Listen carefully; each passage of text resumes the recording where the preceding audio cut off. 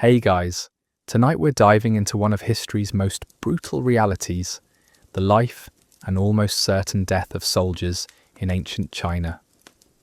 From the unforgiving battlefields of the Warring States period to the merciless campaigns of imperial expansion, being a foot soldier in ancient China wasn't just dangerous, it was practically a guarantee that you'd never see home again. These weren't tales of heroic warriors or legendary generals.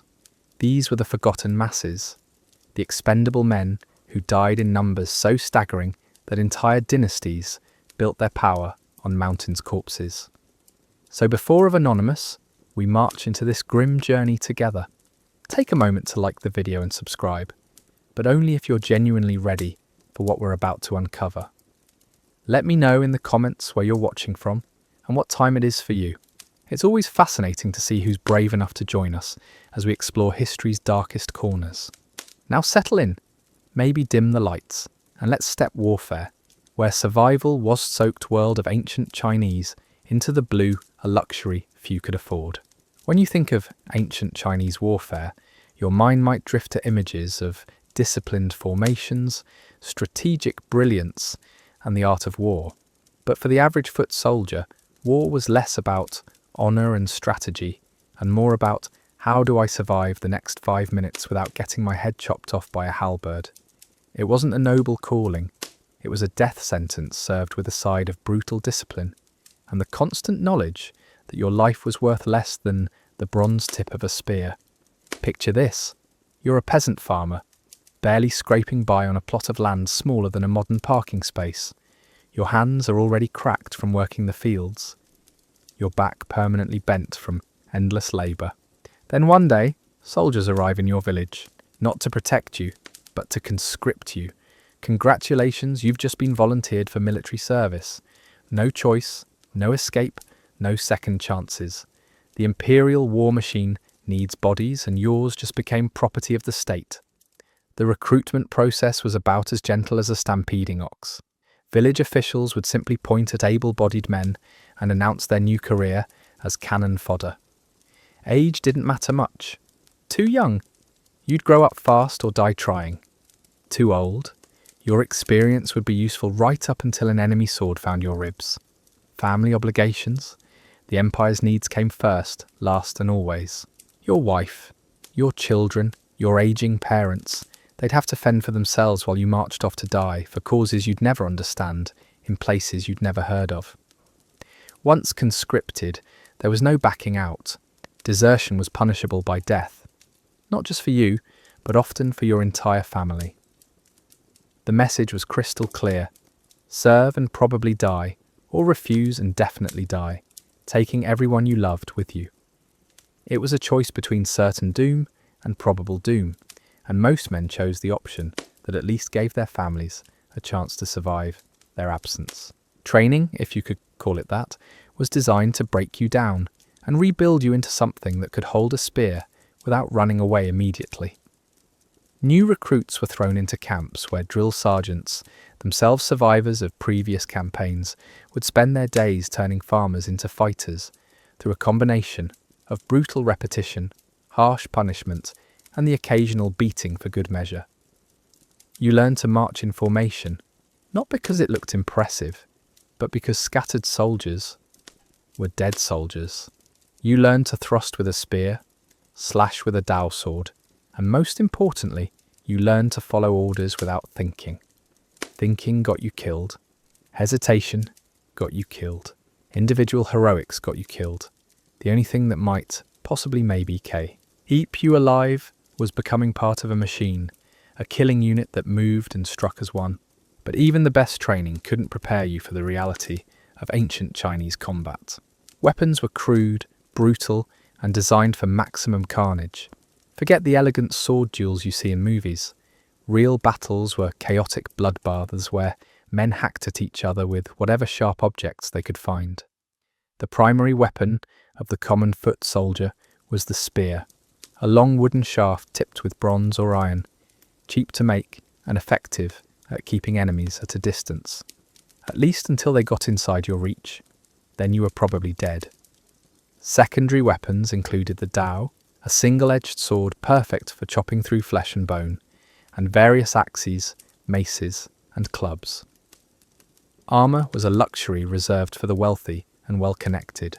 Most soldiers went into battle wearing little more than padded cloth, if they were lucky, or their regular clothes, if they weren't. Protection was something you hoped for rather than something you counted on. The battles themselves were exercises in organised chaos. Armies would face each other across open fields, banners snapping in the wind, drums beating out the rhythm of impending slaughter. Then at a signal, you might not even hear over the noise, thousands of men would charge at each other with the desperate fury of cornered animals. The first few moments of contact were the most deadly. Men would collide like waves crashing against rocks, spears thrusting, swords swinging, shields splintering. The air would fill with screams, war cries, and the wet sounds of metal cutting through flesh. Footing was treacherous, the ground quickly becoming slick with blood and littered with the fallen. Step wrong, and you'd find yourself on the ground with enemy soldiers eager to finish you off. Formation fighting was supposed to provide some protection, but formations had a nasty habit of falling apart the moment real violence began. Disciplined lines would dissolve into knots of struggling men, each fighting for his life in a space barely large enough to swing a weapon. You couldn't see more than a few feet in any direction, couldn't tell if your army was winning or losing, couldn't do anything except try to kill the enemy in front of you before he killed you. And if you hesitated, if you showed fear, if you tried to retreat, your own officers were authorized to cut you down on the spot. Cowardice was contagious, they said, and had to be stopped before it spread. The casualty rates were staggering. In a typical battle, it wasn't unusual for 20, 30, even 50% of the soldiers to become casualties. Dead, wounded, captured, missing. The numbers varied, but the result was the same. Thousands of men who had woken up that morning would never see another sunset. And those were just the immediate casualties. Many of the wounded would die slowly over the following days and weeks, their injuries festering in an age before proper medical care. Infection was as deadly as any enemy blade, and far more patient. Medical treatment on the battlefield was primitive at best and non-existent at worst. If you were lucky enough to survive a wound, you might receive basic first aid from fellow soldiers or camp followers. More often, you were left to tend your own injuries with whatever supplies you could scrounge. Herbal remedies, crude bandages, and sheer willpower had to suffice.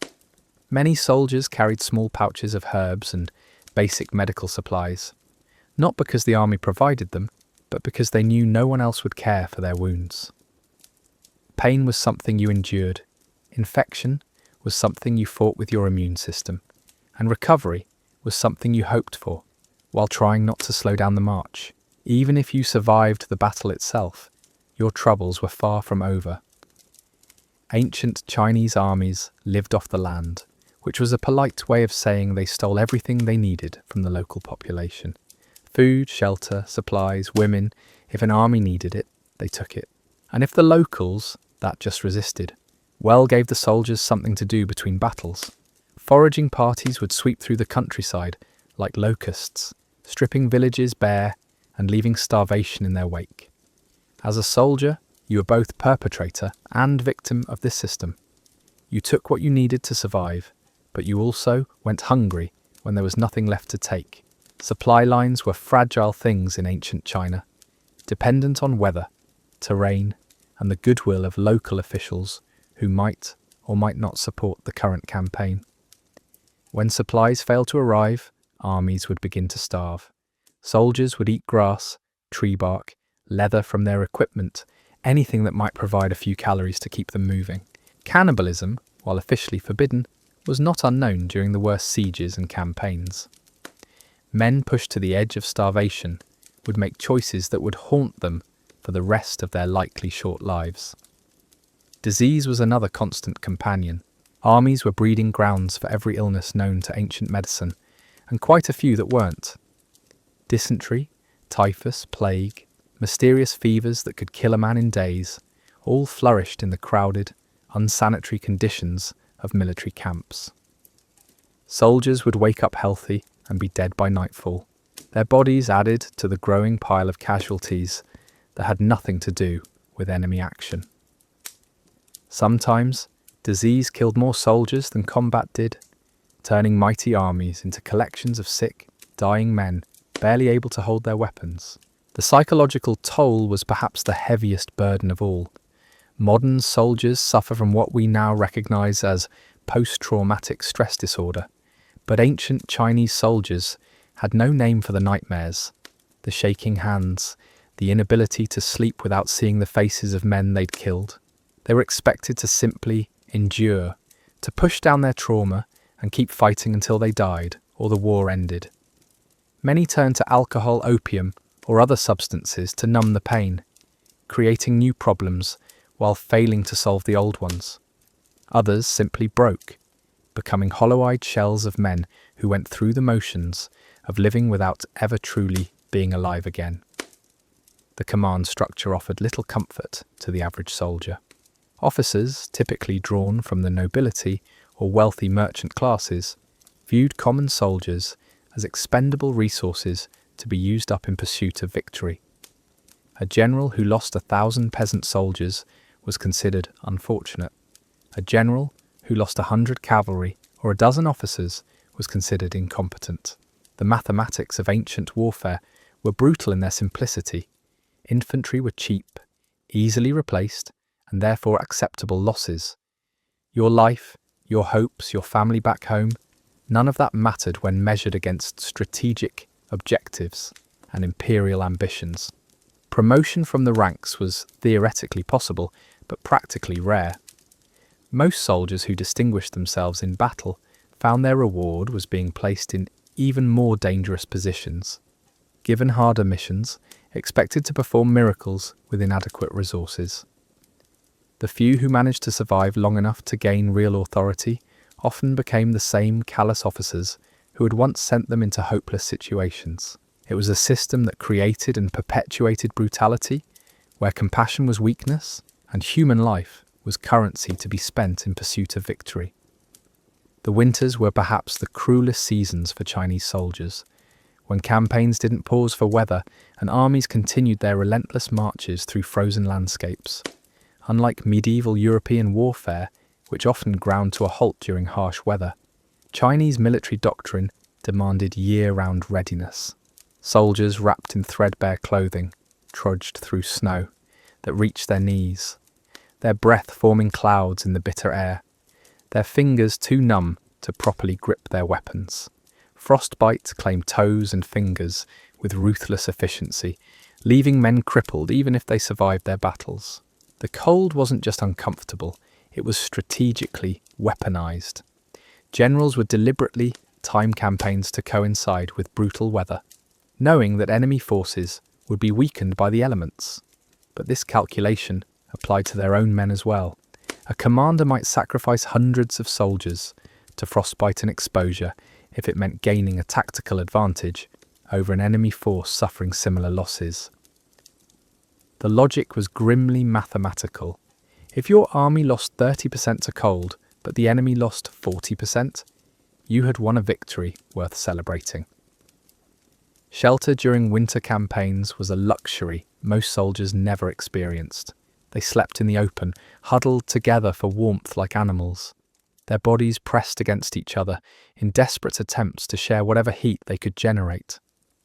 Some lucky units might find abandoned buildings or hastily constructed lean-tos, but most made do with whatever natural windbreaks they could find. Caves, rocky overhangs, the leeward side of hills, anything that might block the worst of the wind became precious real estate, fought over by exhausted men. Food became even scarcer during winter months. Foraging, already difficult in the best of times, became nearly impossible when the ground was frozen solid and vegetation had long since died or been harvested. Armies would strip the countryside bare in autumn, taking not just the current harvest, but seed grain meant for the following year's planting. This condemned entire regions to famine, creating a cycle of starvation that would echo through generations. Soldiers might find themselves eating the same people they had sworn to protect, not through choice but through the inexorable logic of survival. The weapons themselves became treacherous in cold weather. Metal blades would become brittle, snapping at crucial moments when a soldier's life depended on his equipment. Wooden shafts would contract and split, leaving spear points wobbling uselessly at the end of broken handles. Bowstrings, made from animal sinew or plant fibres, would snap without warning in freezing temperatures, rendering archers helpless just when their skills were most needed. Even the simple act of drawing a sword could become impossible when scabbards froze solid, trapping blades in their sheaths. But if winter was harsh, summer brought its own unique torments. The blazing heat of Chinese summers could kill as efficiently as any enemy blade. Soldiers marched under a merciless sun that turned their armour into ovens and their weapons into brands that burned their hands. Dehydration struck with devastating speed, and finding clean water became a matter of life and death. Rivers and streams that looked inviting often carried diseases that could fell entire units, but the alternative was dying of thirst in a matter of hours. Heat exhaustion claimed soldiers by the hundreds during summer campaigns. Men would simply collapse mid-march, their bodies unable to cope with the combination of heavy equipment, insufficient water, and temperatures that could melt bronze. Those who fell were often left behind, their comrades lacking the strength to carry additional weight in the crushing heat. The lucky ones died quickly. The unlucky ones lay conscious but immobilized, watching their units disappear into the shimmering distance while they waited for death or enemy scavengers to find them. The psychological warfare employed by ancient Chinese armies was as brutal as their physical tactics. Commanders understood that breaking an enemy's will to fight was often more effective than breaking their bodies. This led to practices designed to terrorize opposing forces into surrender, but it also meant that soldiers on both sides lived with the constant knowledge that capture might be worse than death. Torture, mutilation, and public execution were common fates for prisoners of war, creating a culture where surrender was rarely an option. The heads of defeated enemies were collected as trophies and proof of victory. Soldiers were often required to present severed heads to their officers as evidence of their participation in battle. This grisly accounting system meant that the aftermath of any engagement was filled with men frantically hacking at corpses, trying to collect their quota of heads before other soldiers could claim them. The practice turned battlefields into charnel houses where the dead were mutilated long after they had ceased to pose any threat. Psychological pressure came from within the ranks as well. The collective punishment system meant that if one soldier in a unit deserted, fled, or showed cowardice, his entire squad could face execution. This created an atmosphere of mutual surveillance where soldiers watched each other as closely as they watched for enemies. Trust became a luxury that could get you killed, and paranoia became a survival skill. Men who had fought side by side for months might turn on each other at the first sign of weakness or wavering loyalty. The concept of individual identity began to dissolve under the grinding pressure of military life. Soldiers were given numbers rather than names, assigned to units based on administrative convenience rather than personal bonds. Your village, your family, your previous life became distant memories that served no practical purpose in your new existence. The army became your family, your unit became your identity, and your weapon became the only friend you could truly trust. Religious and spiritual beliefs offered little comfort to soldiers facing almost certain death. While some found solace in prayers to ancestors or local deities, the brutal realities of warfare had a way of eroding faith. How could benevolent gods allow such suffering? How could ancestors protect descendants who died in foreign lands, their bodies left unburied and their spirits wandering homeless? Many soldiers developed a fatalistic worldview that saw death as inevitable and life as a temporary postponement of the grave. The few soldiers who managed to survive long enough to become veterans found themselves changed in fundamental ways. They moved differently, spoke differently, looked at the world through eyes that had seen too much death and suffering. These scarred survivors became the backbone of professional armies, men who had learned to function despite trauma, to lead despite despair, to fight despite knowing that victory was often indistinguishable from defeat.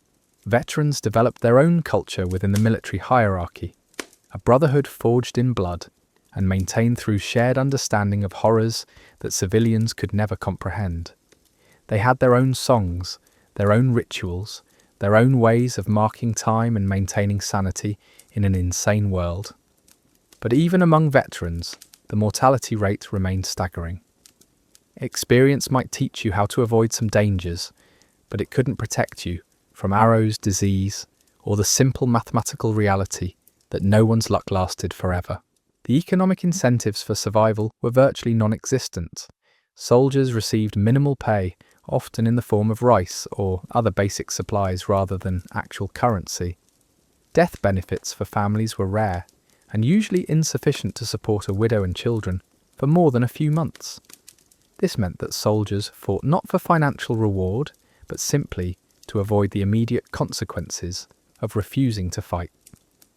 The promise of loot from conquered cities provided some motivation, but that loot had to be shared among survivors, and there were never as many survivors as commanders had hoped. Siege warfare presented its own unique brand of horror for Chinese soldiers.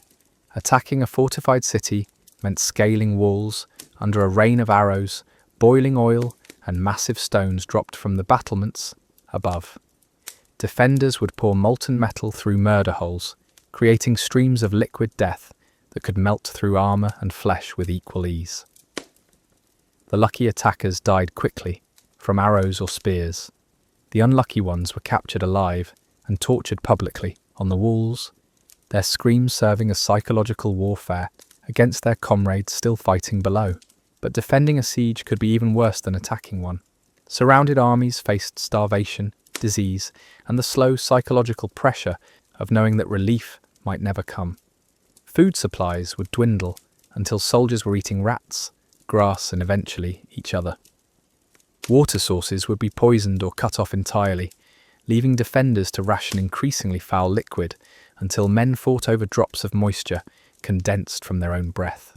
The engineering aspects of siege warfare turned soldiers into construction workers and miners, but with the constant threat of death hanging over every project. Men would spend weeks digging tunnels under enemy walls, knowing that cave-ins, enemy counter-tunnels, or simple miscalculation could bury them alive.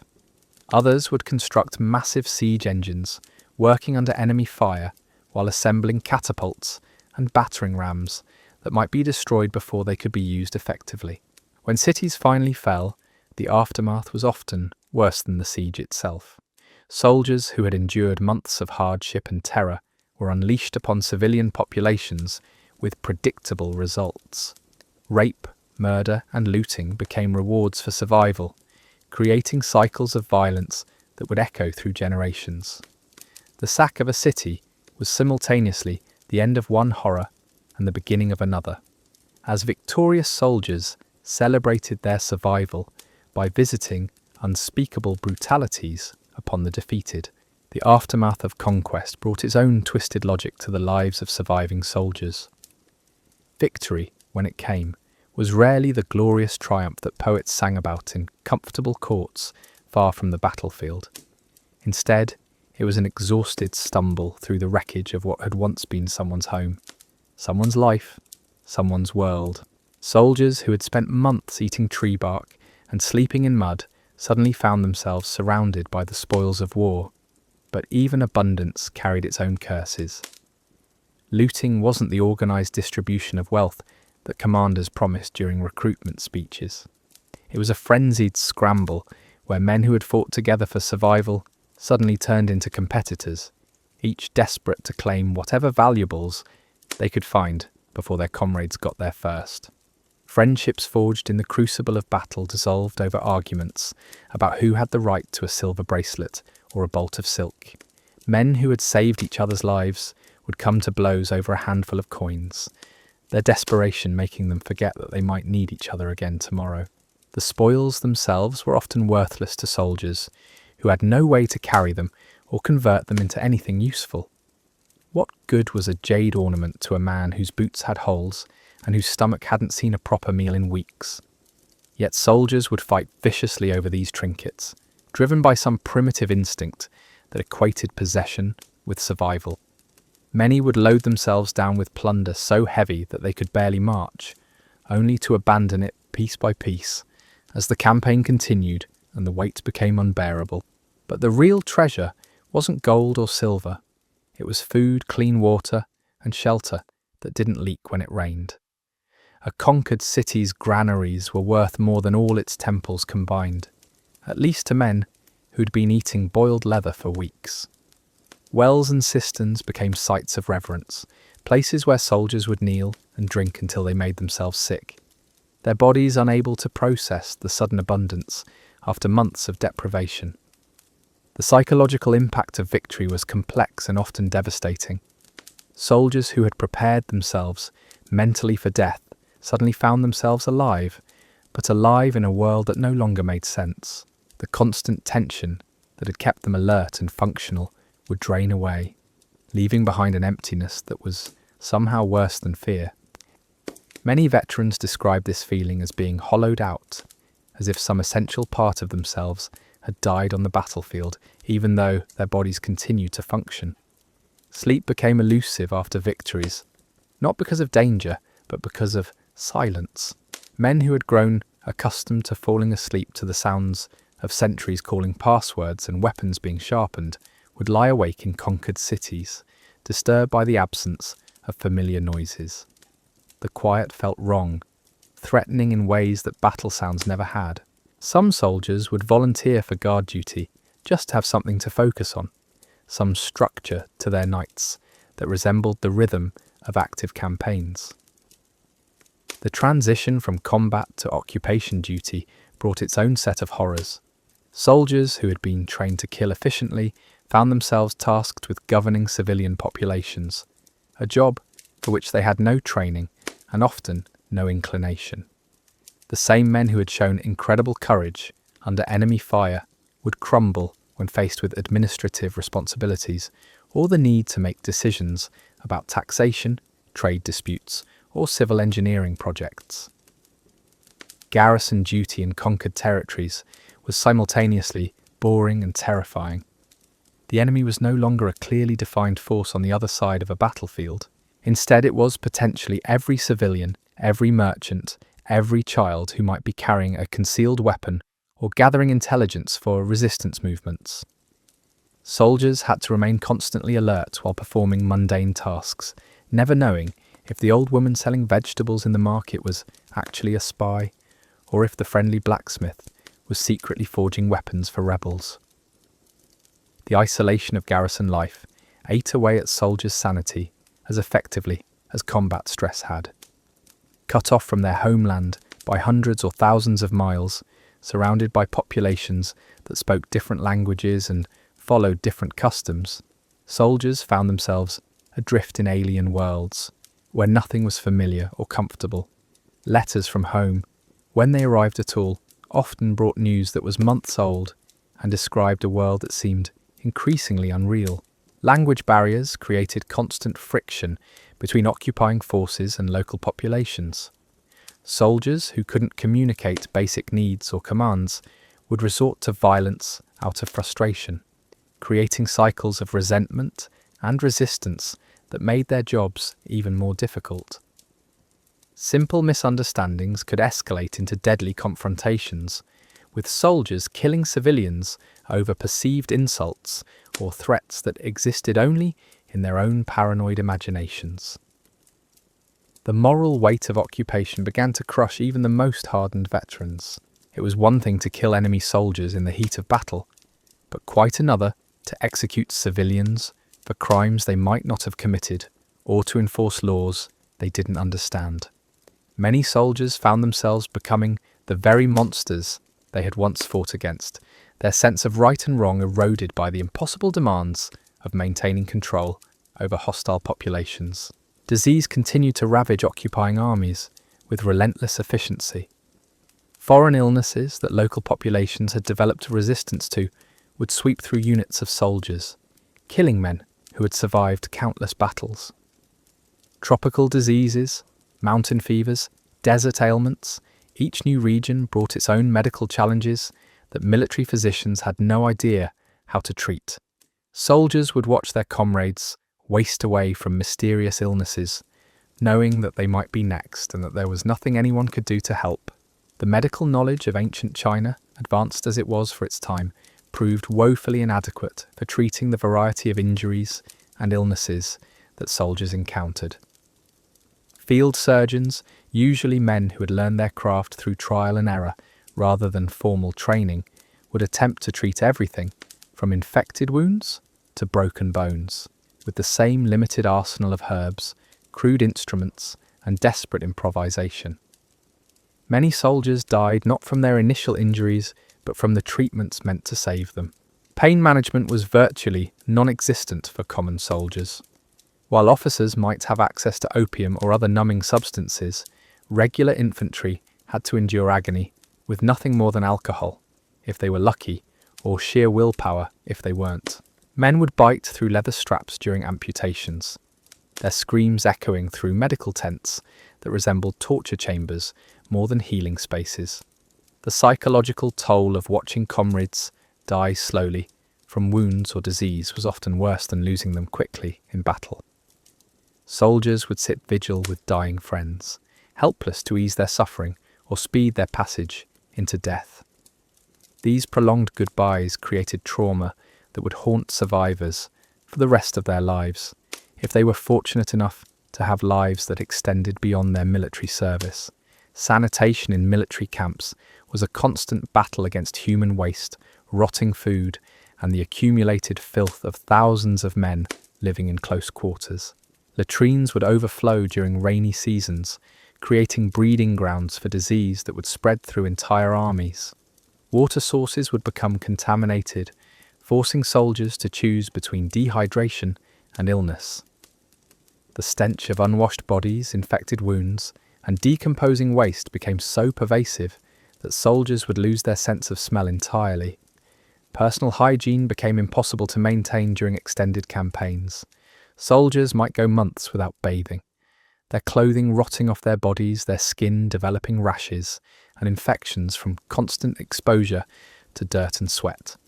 Lice and other parasites would infest entire units, creating additional misery for men already pushed to the limits of human endurance. The simple act of scratching could become dangerous when fingernails carried enough bacteria to cause life-threatening infections. The social structure within military units created its own forms of brutality. Older soldiers would abuse newer recruits, passing down the trauma they had experienced to the next generation of cannon fodder. Hazing rituals designed to build unit cohesion often crossed the line into torture, with senior soldiers justifying their cruelty as necessary preparation for the horrors that awaited on the battlefield. Leadership within the ranks was often determined by who could be most ruthless rather than who was most competent. Soldiers who showed compassion or mercy were seen as weak, while those who demonstrated a willingness to commit atrocities were promoted to positions of authority. This created a culture where the worst aspects of human nature were rewarded and the best were punished.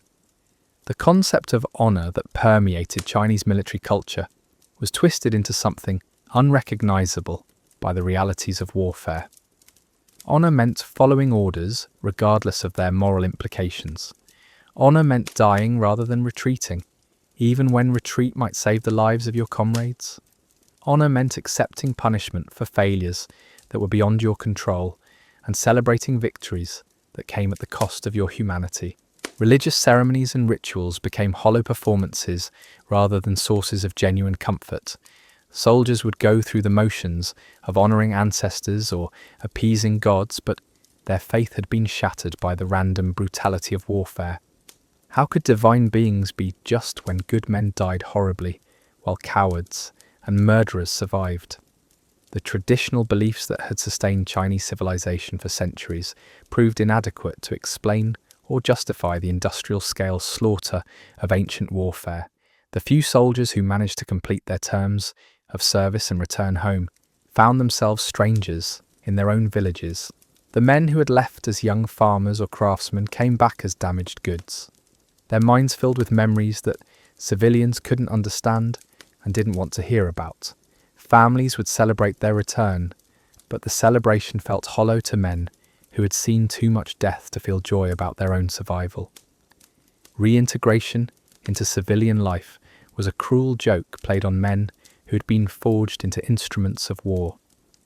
The skills that had kept them alive on battlefields were not just useless in peacetime, they were actively dangerous. A farmer who instinctively reached for a weapon when startled by a neighbour's approach. A craftsman whose hands shook too violently to perform delicate work. A father who couldn't sleep in the same room as his children because their breathing reminded him of dying comrades. These were the invisible wounds that ancient Chinese medicine had no names for and no cures to offer. Veterans would gather in taverns and tea houses, drawn together by shared trauma that no one else could comprehend. They would drink themselves into oblivion while telling stories that grew more horrific with each retelling, competing to see who had witnessed the worst atrocities, who had committed the most unforgivable acts. These gatherings became rituals of mutual destruction, where broken men confirmed each other's worst fears about what they had become. The economic reality of veteran life was as harsh as any battlefield. Men who had spent years fighting for the empire returned to find their farms had been neglected, their trades forgotten, their places in society filled by others. The small pensions offered to surviving soldiers, when they were offered at all, were barely enough to keep a man fed, let alone support a family. Many veterans became beggars, their military service reduced to cautionary tales told by parents to scare children into obedience. Physical disabilities from warfare made civilian employment nearly impossible for many veterans. A man with a crippled sword arm couldn't work as a blacksmith. A soldier whose legs had been mangled by enemy weapons couldn't labour in the fields. Ancient China had no concept of disability benefits or workplace accommodations. Disabled veterans were expected to rely on family charity or starve quietly, their sacrifice for the empire quickly forgotten by officials who were already planning the next campaign. The suicide rate among veterans was staggering, though it was rarely discussed openly or recorded in official histories. Men who had survived years of warfare would take their own lives rather than continue living with memories that gave them no peace. Some would hang themselves using rope techniques they had learned during siege operations. Others would poison themselves with substances they had encountered in enemy territories.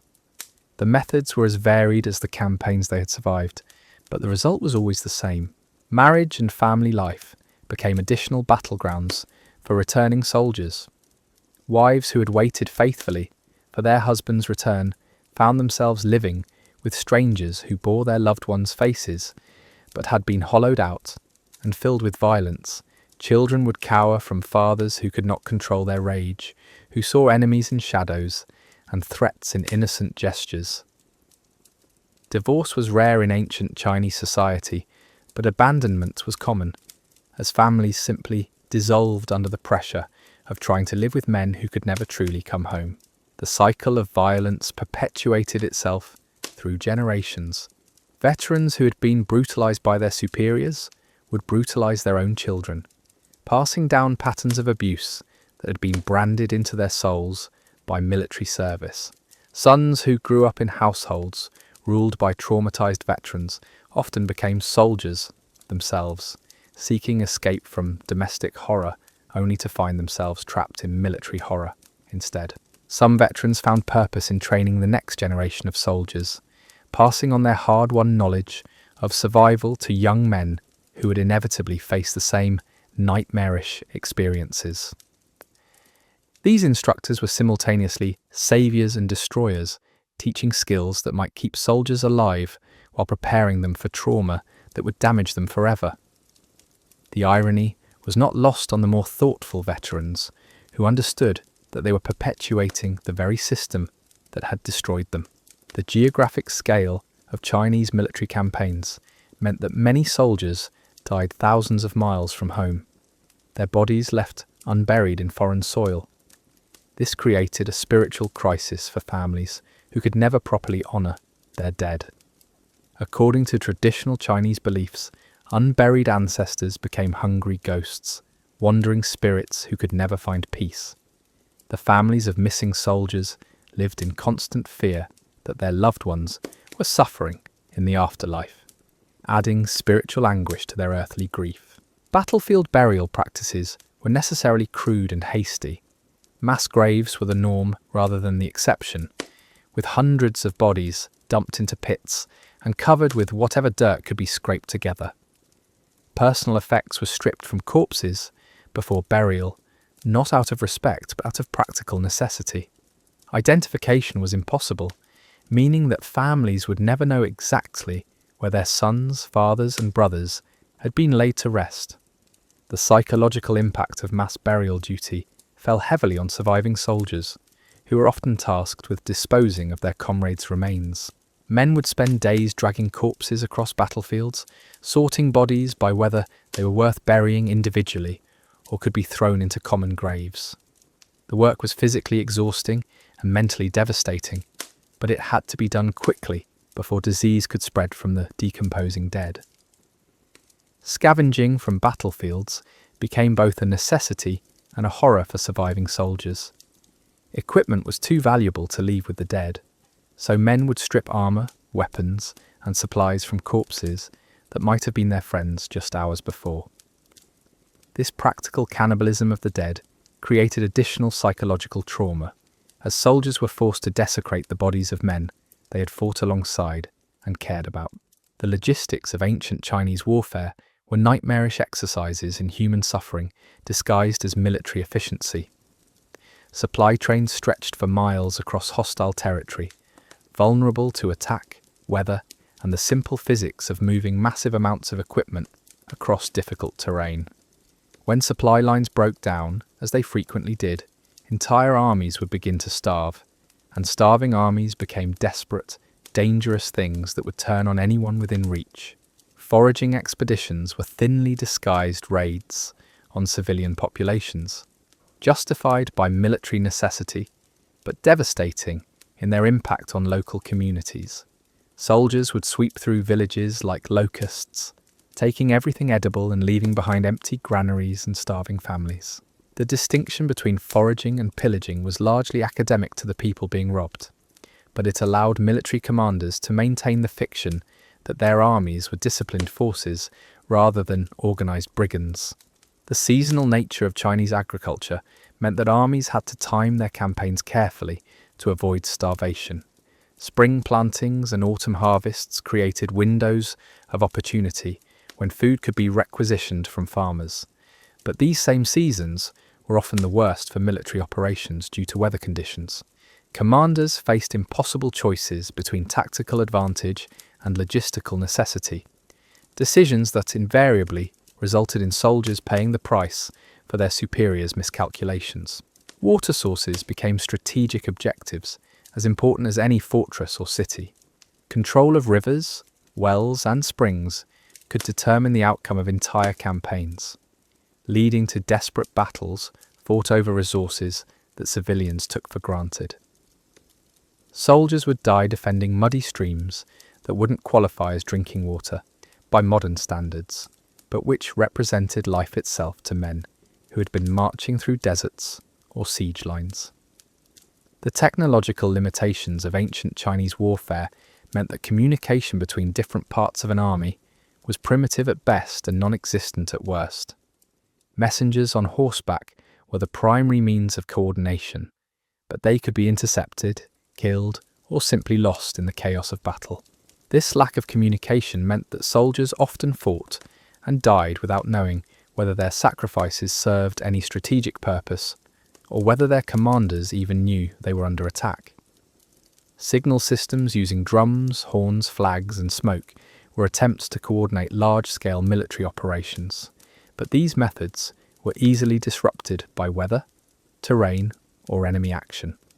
A sudden rainstorm could make signal fires impossible to light, while fog could render flag signals invisible. Soldiers learned to fight as independent units because they knew that orders from headquarters might never arrive, or might arrive too late to matter. The professional officer class that emerged during the later periods of ancient Chinese warfare created additional layers of brutality within military hierarchies. These career soldiers, educated in military academies and steeped in strategic theory, often viewed common soldiers as expendable resources to be used efficiently rather than human beings deserving of consideration. The distance between officers and enlisted men grew into a chasm that separated different species of humanity. Military engineering projects consumed enormous numbers of soldiers' lives, with construction becoming as deadly as combat. Building roads through mountain passes, constructing bridges across raging rivers, digging canals to supply besieged cities, these projects were carried out by soldiers who had been trained to fight but were now expected to perform skilled labour under impossible conditions. Cave-ins, floods, and accidents killed men as efficiently as enemy arrows, but these deaths were rarely recorded as combat casualties. The psychological warfare techniques employed by ancient Chinese armies were designed to break enemy morale, but they also traumatized the soldiers who carried them out. Public executions of prisoners, displays of severed heads, the systematic destruction of cultural and religious sites. These acts were intended to terrify enemies into submission, but they also brutalized the men who performed them. Soldiers ordered to commit atrocities often found themselves unable to stop, their humanity eroded by repeated exposure to sanctioned violence. Espionage and intelligence gathering created additional moral burdens for soldiers who were tasked with infiltrating enemy territories or civilian populations. These men lived double lives, maintaining false identities while gathering information that would be used to kill people who had shown them kindness or hospitality. The psychological strain of sustained deception, combined with the constant fear of discovery and execution, drove many intelligence operatives to madness or suicide. The treatment of enemy civilians during occupation duty revealed the depths of cruelty that otherwise ordinary men could reach when placed in positions of absolute power over helpless populations. Rape, torture, and murder became routine activities justified by military necessity or racial superiority. Soldiers who had once been farmers and craftsmen transformed into monsters who competed to see who could devise the most creative methods of inflicting suffering on their victims. The concept of mercy became foreign to soldiers who had witnessed and participated in systematic brutality for months or years at a time. What began as following orders gradually evolved into genuine enjoyment of cruelty, as men discovered that inflicting pain on others provided temporary relief from their own psychological agony. The transformation was insidious, creeping through the ranks like a disease that infected every aspect of military life, until compassion became not just rare, but actively dangerous to those who still possessed it. Children born in occupied territories were often the products of rape, creating living reminders of the violence that had consumed their communities. These unwanted offspring faced rejection from both their mother's people and their father's armies, growing up as outcasts in a world that had no place for them. Some soldiers would claim these children as their own, not out of paternal love, but as trophies of conquest, raising them to become the next generation of warriors in an endless cycle of violence and trauma. The economic exploitation of conquered territories created additional layers of suffering for both occupying soldiers and civilian populations. Tribute demands were set impossibly high, forcing local communities to choose between starvation and rebellion. When they chose rebellion, soldiers were tasked with crushing resistance movements that often included women and children, driven to desperation by systematic oppression. The moral weight of killing families who were fighting for their basic survival crushed whatever humanity remained in men who had already endured too much. Currency, debasement and inflation followed armies like vultures, destroying local economies and making the spoils of war increasingly worthless. Soldiers would find themselves sitting on piles of gold and silver that couldn't buy them a decent meal or a night's shelter, while civilians starved despite having worked their entire lives to accumulate wealth that had become meaningless overnight.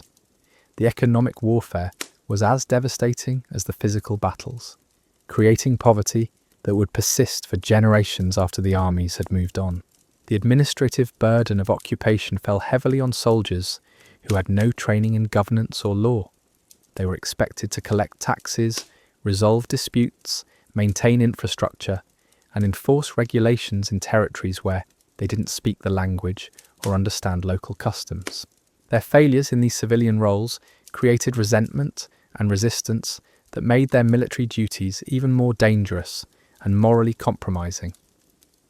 Cultural destruction became a weapon of war as effective as any blade or arrow. Soldiers were ordered to burn libraries, destroy temples, and execute scholars, effectively erasing centuries of accumulated knowledge and artistic achievement. These acts of vandalism were justified as necessary to prevent the preservation of enemy culture, but they also deprived future generations of the wisdom and beauty that had taken lifetimes to create. The soldiers who carried out these orders often understood that they were destroying things of value, but they had long since learned that questioning orders was more dangerous than obeying them. Language barriers created constant tension and misunderstanding between occupying forces and local populations. Simple requests for food or directions could be misinterpreted as threats or demands, leading to violence that escalated beyond any reasonable proportion to the original misunderstanding. Soldiers learned to communicate through gestures and force rather than words, creating interactions that were inherently confrontational and dehumanizing for everyone involved.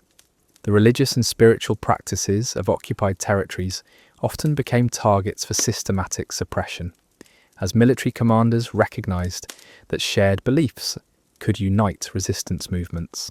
Soldiers found themselves desecrating sacred sites, interrupting religious ceremonies, and persecuting priests and spiritual leaders who had never taken up arms against them. These acts of religious violence created spiritual crises for soldiers who had their own beliefs, forcing them to choose between military obedience and personal faith. Seasonal campaigns brought their own unique forms of suffering, as armies adapted their brutality to match the changing weather and agricultural cycles. Spring campaigns coincided with planting seasons, allowing soldiers to destroy crops before they could grow, and ensuring that civilian populations would face starvation in the coming winter. Summer operations took advantage of good weather to conduct long-range raids that penetrated deep into enemy territory, but also exposed soldiers to heat exhaustion, dehydration, and tropical diseases that their bodies were not equipped to handle. Autumn campaigns were timed to coincide with harvest seasons, allowing armies to seize the year's agricultural production and leave nothing for civilian populations to survive the coming winter. Soldiers would spend weeks burning granaries, slaughtering livestock, and destroying food stores that represented the difference between life and death for thousands of families. The systematic starvation of entire regions became a standard military tactic, justified by strategic necessity but devastating in its human impact. The psychological impact of destroying food supplies was particularly severe for soldiers who had grown up in agricultural communities and understood the sacred relationship between farmers and their crops. Men who had spent their childhoods helping with harvests found themselves burning fields and slaughtering animals, violating everything they had been taught about respecting the sources of life. This forced betrayal of their own cultural values created internal conflicts that many soldiers never resolved. Winter quarters provided temporary relief from active campaigning, but also created new forms of suffering as armies settled into occupied territories for months at a time. The burden of feeding and housing thousands of soldiers fell on civilian populations who were already struggling to survive, creating resentment and resistance that made every interaction potentially deadly. Soldiers lived among people who hated them, never knowing when a friendly gesture might mask an assassination attempt or when their own cruelty might provoke desperate retaliation. The close quarters of winter housing broke down the formal military hierarchy and created new forms of abuse and exploitation. Officers who maintained strict discipline on the march would relax their vigilance during winter quarters, allowing subordinates to engage in activities that would have been punished during active campaigns. This selective enforcement of military law created confusion and resentment among soldiers who never knew which rules applied in which situations. Gambling, prostitution, and substance abuse flourished during winter quarters as soldiers sought escape from the psychological pressure of constant vigilance and the moral weight of their actions. These vices provided temporary relief, but also created new problems, as gambling debts led to violence, sexual exploitation spread disease, and drug and alcohol addiction rendered soldiers unfit for duty when campaigns resumed. The military leadership tolerated these activities because they understood that men pushed beyond their limits needed some form of release, even if that release was ultimately destructive. The procurement of supplies during winter quarters often involved additional exploitation of civilian populations, as military quartermasters would requisition food, fuel, and materials without regard for local needs or survival. Families would watch their winter food stores disappear into military supply trains, knowing that they faced starvation before spring arrived, but powerless to resist armed soldiers who took whatever they wanted. The systematic theft disguised as legitimate requisition created hatreds that would persist long after the armies had departed. Medical care during winter quarters was marginally better than battlefield treatment, but still primitive by any reasonable standard. Soldiers with chronic injuries or illnesses would spend months in agony, their conditions gradually worsening without proper treatment. Camp followers, usually women who had lost everything else to the war, would attempt to provide nursing care in exchange for protection and food, but their lack of medical training meant that their efforts often did more harm than good. The social dynamics of winter quarters created hierarchies of exploitation that extended far beyond the formal military chain of command. Veteran soldiers would abuse newer recruits, strong soldiers would dominate weak ones, and everyone would exploit civilian populations who had no protection from military authority. These informal power structures were often more brutal than official military discipline, creating environments where might made right and compassion was seen as dangerous weakness. Entertainment during winter quarters often took the form of organised brutality, as soldiers would stage fights between prisoners, torture captives for amusement, or force civilians to perform degrading acts for their enjoyment. These activities were justified as necessary for maintaining morale, but they served primarily to further brutalise men who had already lost most of their humanity. The normalisation of cruelty as entertainment created cultures within military units that celebrated violence for its own sake, rather than as a means to military ends. The return to active campaigning after winter quarters was often welcomed by soldiers who had grown tired of the boredom and interpersonal conflicts that characterised garrison life. But the transition back to combat operations brought its own psychological challenges, as men had to readjust to the constant threat of death after months of relative safety. Many soldiers found that their combat skills had deteriorated during winter quarters, making them more vulnerable when fighting resumed and increasing casualty rates during the early phases of spring campaigns. The cycle of campaign and winter quarters created a rhythm of violence and exploitation that became the normal pattern of military life. Soldiers learned to compartmentalize their experiences, developing separate mental frameworks for combat operations, occupation duties, and garrison life. This psychological fragmentation allowed them to function in each environment, but it also prevented them from developing coherent moral frameworks or maintaining consistent relationships with other people. Communication with home during winter quarters was theoretically possible, but practically difficult, had to travel hundreds or thousands of miles through territory, as letters controlled by hostile forces or unreliable allies. When letters did arrive, they often brought news that was months old and described a world that seemed increasingly unreal to soldiers who had been transformed by their military experiences.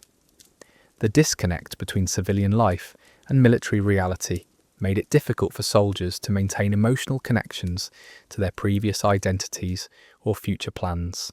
The few soldiers who received letters from home often found them more disturbing than comforting, as they described problems and concerns that seemed trivial compared to the life and death struggles of military life.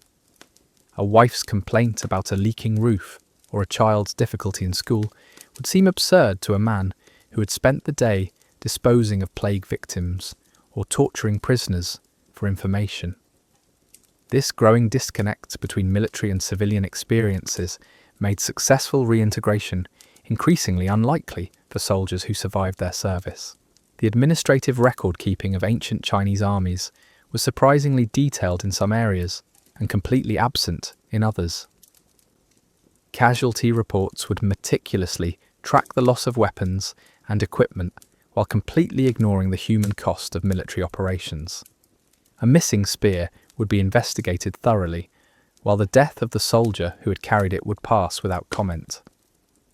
This bureaucratic dehumanization reflected the broader military culture that valued material resources more highly than human lives. Supply requisitions would list every grain of rice and every bolt of cloth required to maintain an army, but would make no provision for the medical care or psychological support needed to maintain the soldiers who consumed those supplies. The mathematical precision applied to logistical planning contrasted sharply with the chaos and brutality of actual military operations, creating systematic disconnects between planning and execution that contributed to unnecessary suffering and death. The promotion system within ancient Chinese armies was theoretically based on merit and performance, but in practice was heavily influenced by personal connections, bribery, and the ability to survive long enough to gain seniority. Soldiers who demonstrated tactical brilliance or exceptional courage might find themselves passed over for advancement in favour of men whose only qualification was their willingness to carry out orders without questioning their morality or necessity. This corruption of the meritocratic ideal created cynicism and resentment among soldiers who risked their lives for commanders they neither respected nor trusted. The few soldiers who did manage to achieve significant promotions often found that advancement brought new forms of suffering rather than relief from military hardships. Junior officers were caught between the demands of senior commanders who cared nothing for enlisted men's welfare and the needs of soldiers who looked to them for protection and leadership. These men faced impossible choices between military efficiency and human decency, knowing that either choice could result in court-martial, demotion, or death. Senior officers who had survived long enough to achieve high rank were often the most brutal and dehumanized individuals in the entire military hierarchy. Their success had come through their willingness to sacrifice subordinates for strategic objectives, to implement policies that caused mass suffering, and to maintain discipline through terror and violence. These commanders had learned that compassion was a luxury that could not be afforded in military operations, and they passed this lesson down to succeeding generations of officers through their own example. The strategic planning for major campaigns took place in comfortable headquarters, far removed from the realities of battlefield conditions or soldier welfare. Staff officers who had never experienced combat would develop elaborate plans that looked brilliant on paper, but proved impossible to implement with real soldiers operating under actual field conditions. The disconnect between strategic theory and tactical reality meant that campaigns were often doomed from the beginning, with soldiers paying the price for their commanders' ignorance and overconfidence. Intelligence gathering for strategic planning relied heavily on torture, bribery, and deception, creating information that was often incomplete, inaccurate, or deliberately misleading. Commanders would base major decisions on intelligence that had been extracted from prisoners under torture or purchased from informants whose loyalty could be bought by the highest bidder. The unreliability of military intelligence meant that soldiers were often sent into battle with completely false expectations about enemy strength, terrain conditions, or civilian attitudes. The political dimensions of ancient Chinese warfare created additional pressures on military commanders who had to balance strategic objectives with court politics and imperial favoritism. A general who achieved brilliant tactical victories might find himself recalled and executed if his success threatened the political position of court officials or rival commanders. This political interference in military operations meant that campaigns were often prolonged unnecessarily or abandoned prematurely, with soldiers bearing the cost of decisions made for reasons that had nothing to do with military necessity. The cultural expectations placed on Chinese soldiers created psychological pressures that were as difficult to bear as physical hardships. The Confucian emphasis on filial piety and family loyalty created guilt among soldiers who were unable to fulfill their obligations to aging parents or dependent children. The Buddhist and Taoist traditions that emphasized compassion and non-violence conflicted sharply with the brutality required for military success, creating spiritual crises that many soldiers never resolved. The artistic and literary traditions that celebrated military heroism bore little resemblance to the actual experiences of common soldiers, creating disconnects between cultural expectations and military realities that contributed to veterans' difficulties in reintegrating into civilian society. Poets would sing of glorious battles and heroic sacrifices while ignoring the disease, starvation, and psychological trauma that characterized actual warfare.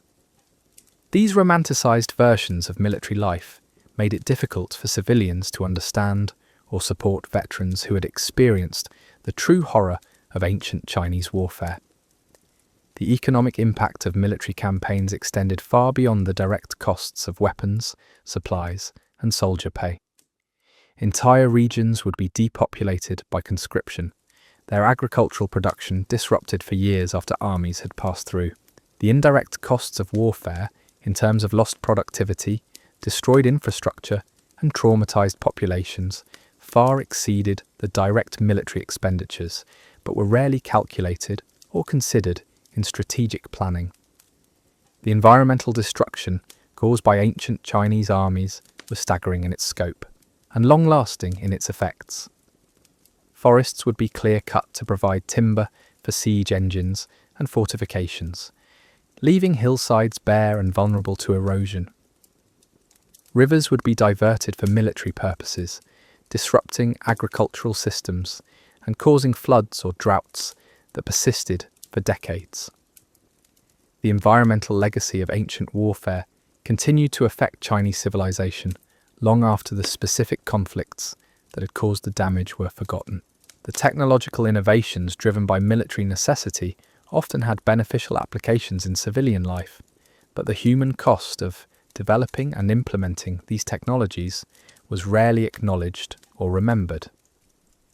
Advances in metallurgy, engineering, and logistics that improved the quality of life for future generations were purchased with the blood of soldiers who died testing new weapons or construction techniques under battlefield conditions.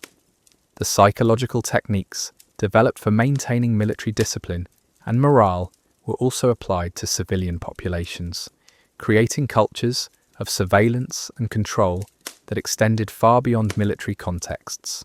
The methods used to break down individual identity and rebuild it around military objectives became tools for social control that shaped Chinese civilization for centuries after the specific military campaigns that had developed them were completed.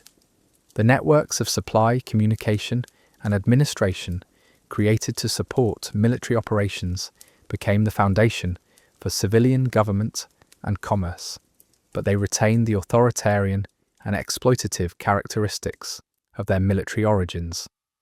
The bureaucratic systems that had been designed to extract resources from conquered territories and manage large numbers of soldiers became the template for civilian administration, creating government structures that treated citizens as subjects to be controlled rather than people to be served. The legal systems that developed to maintain military discipline became models for civilian law, emphasizing collective punishment, absolute obedience to authority, and the subordination of individual rights to state interests. The judicial procedures that had been streamlined for military efficiency became civilian court systems that prioritized administrative convenience over justice or individual protection. These military-derived legal systems created patterns of authoritarianism and collective responsibility that characterized Chinese governance for millennia.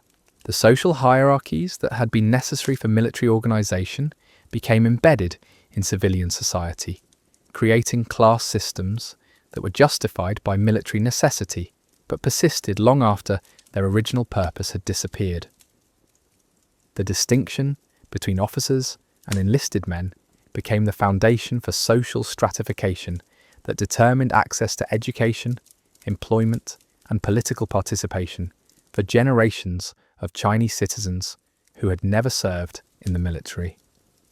The marriage customs that developed within military units reflected the brutal realities of a life where death was the most likely outcome.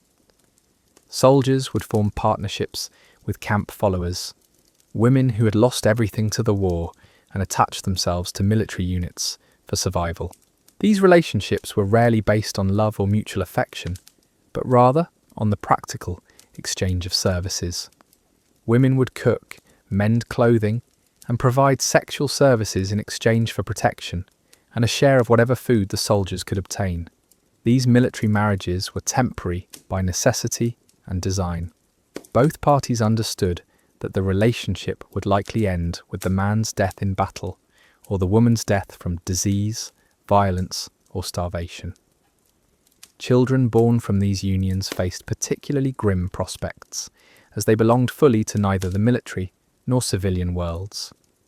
Boys might be absorbed into military units as servants or future soldiers, while girls often became camp followers themselves, perpetuating cycles of exploitation and violence. The ceremony of military marriage, when it existed at all, was a crude mockery of civilian traditions. Instead of family blessings and community celebration, soldiers would simply claim women as their temporary wives through declarations witnessed by their comrades. These unions could be dissolved just as easily, with men abandoning women who became pregnant, sick, or simply inconvenient during difficult campaigns. The jealousy and competition that arose over women in military camps created additional sources of violence within units that were already stressed by combat and deprivation. Soldiers would fight each other as viciously over access to women as they fought enemy forces, sometimes more so. These internal conflicts weakened unit cohesion and created resentments that could prove fatal during actual battles, when soldiers might refuse to help comrades who had wronged them in disputes over women. The treatment of pregnant women in military camps revealed the depths of callousness that military life could produce. Pregnancy was seen as an inconvenience that reduced a woman's usefulness and consumed resources that could be better spent on soldiers.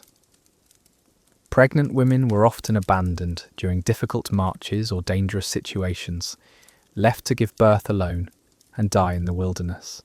Those who survived childbirth faced the challenge of caring for infants in environments where food was scarce and safety was non-existent. The few women who managed to maintain long-term relationships with soldiers often became as brutalized as their partners, participating in the looting, torture, and murder that characterized military operations. These women learned that survival required the suppression of mercy and the cultivation of cruelty. transforming them into accomplices in atrocities that would have horrified their younger selves. The military environment corrupted everyone it touched, regardless of gender or original character. Superstitions and folk beliefs flourished in military camps, as soldiers desperately sought some means of predicting or controlling their fate. Men who had once been rational farmers or craftsmen would develop elaborate rituals around their weapons, their meals, their sleeping arrangements, believing that the correct performance of these ceremonies might protect them from death. These superstitions provided psychological comfort, but also created additional sources of anxiety when circumstances prevented their proper execution. Omens and portents were read into every unusual occurrence, from the flight patterns of birds to the behavior of captured animals. A crow landing on a soldier's spear might be interpreted as a sign of impending death, while an enemy arrow passing close by without causing injury might be seen as evidence of divine protection. These interpretations of random events gave soldiers the illusion of understanding and control in situations where they had neither. The development of gambling as a military pastime reflected soldiers' desperate need to feel that they had some influence over their fate. Men who had no control over whether they lived or died would bet their meagre possessions on dice games, card games, and contests of skill or strength. Winning provided temporary validation of their worthiness to survive, while losing confirmed their fears that they were doomed. The gambling itself became another source of violence and exploitation within military units. Debt collection in military camps was enforced through violence rather than legal procedures, as soldiers who had lost their possessions in gambling would be beaten, tortured, or killed by creditors who had no other means of recovering their losses. These internal conflicts over gambling debts created feuds that could last for years, poisoning relationships within units and creating additional dangers for men who were already facing death from external enemies. The storytelling traditions that developed in military camps served multiple psychological functions for soldiers trying to cope with trauma and uncertainty. Veterans would share tales of previous campaigns, battles they had survived, and comrades they had lost, creating oral histories that helped new soldiers understand what they were facing. These stories also served as warnings about the kinds of mistakes that could prove fatal practical education disguised as entertainment. But military storytelling also served darker purposes, as soldiers would compete to tell the most horrific tales of violence and brutality they had witnessed or participated in. These sessions became exercises in mutual traumatization, where men would try to shock and disturb each other with increasingly graphic descriptions of atrocities. The storytelling became a form of psychological warfare that soldiers practiced on each other, further eroding whatever humanity remained within military units. The songs and chants that soldiers used to maintain rhythm during marches often contained lyrics that celebrated violence, mocked enemy civilians, or expressed contempt for the very people they were supposedly fighting to protect. These musical traditions helped soldiers bond with each other, while simultaneously dehumanizing everyone outside their immediate unit. The music became a soundtrack to brutalization, normalizing attitudes that would have been considered monstrous in civilian contexts. The call and response patterns of military songs created group identity through shared participation in verbal violence. Soldiers would sing about burning villages, raping women, and torturing prisoners, their voices joining together in celebrations of cruelty that reinforced their collective commitment to brutality. These songs served as psychological preparation for atrocities, making actual violence seem normal and acceptable through repetitive verbal rehearsal. The religious practices that survived within military units were typically stripped of their ethical components and reduced to mechanical rituals focused on protection and victory rather than moral behaviour. Soldiers would pray to gods of war while ignoring teachings about compassion and mercy, creating personalised versions of traditional religions that justified their actions rather than challenging them. These koru requiring moral reflection or behavioral change. Played spiritual practices provided comfort without. Ancestor veneration took on particularly twisted forms within military contexts, as soldiers would claim that their dead relatives were guiding their hands during battle or approving of their violent actions. The spirits of deceased family members were invoked to justify atrocities, with soldiers arguing that they were honouring their ancestors by killing enemies efficiently and brutally. This perversion of traditional religious beliefs allowed men to maintain spiritual connections while abandoning moral constraints. The ritual treatment of weapons reflected soldiers' understanding that their survival depended entirely on the tools of their trade. Swords, spears, and bows were maintained with religious devotion, cleaned and sharpened with more care than soldiers showed for their own bodies. These weapons became extensions of their owners' identities, named and personified in ways that reflected their central importance to military life. Weapon maintenance rituals often included blood offerings, with soldiers cutting themselves to anoint their blades with their own blood or using the blood of enemies killed in previous battles.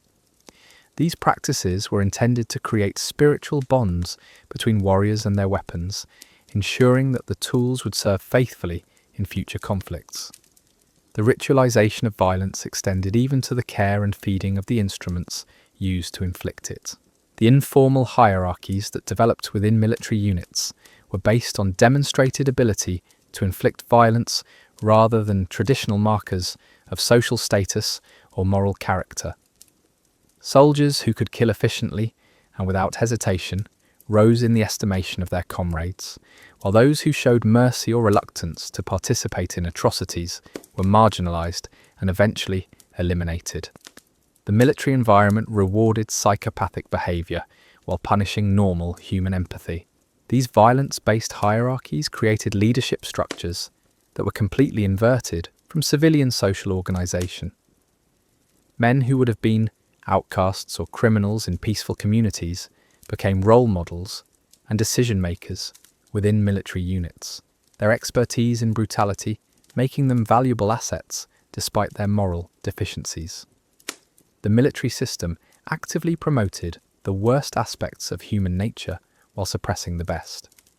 The initiation rituals that new soldiers underwent were designed to break down civilian moral constraints and rebuild identity around military values.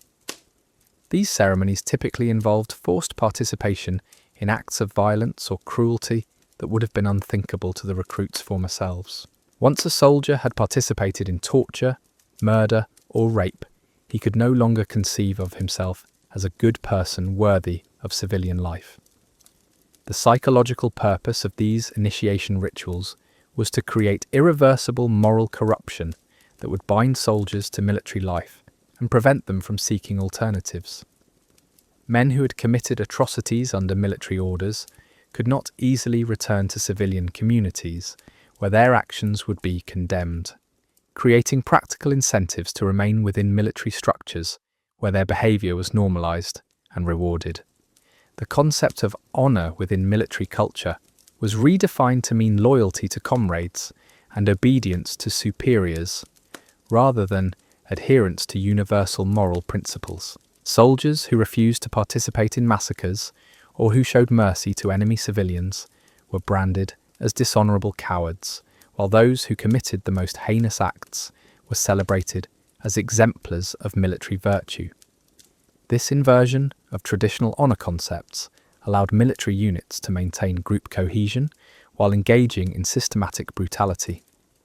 The redefinition of honour also served to isolate soldiers from civilian moral frameworks, creating separate ethical systems that justified behaviour that would be considered criminal in peacetime. Military honour became a closed system that recognised only military values and military authority, rejecting civilian concepts of justice, mercy, and human dignity as weakness or ignorance. The punishment systems within military units were designed to be more terrifying than anything enemy forces could inflict, ensuring that soldiers feared their own officers more than they feared death in battle. Military discipline was maintained through public torture, execution, and mutilation of soldiers who violated orders or showed insufficient enthusiasm for violence. These punishments served as entertainment as well as deterrent, with entire units forced to watch as their comrades were slowly killed for infractions that might have been minor in civilian contexts. The creativity applied to military punishments revealed the depths of sadism that could develop within institutional structures designed around violence. Officers would compete to devise new methods of torture and execution, treating the suffering of their subordinates as opportunities for artistic expression. These elaborate punishments became traditions passed down through military hierarchies, with each generation of officers adding new refinements to the techniques of institutional cruelty. The collective punishment systems that held entire units responsible for the actions of individual soldiers created atmospheres of mutual surveillance and betrayal that further eroded human relationships within military structures. Soldiers learned to spy on each other, report suspicious behaviour, and participate in the punishment of comrades in order to avoid being punished themselves.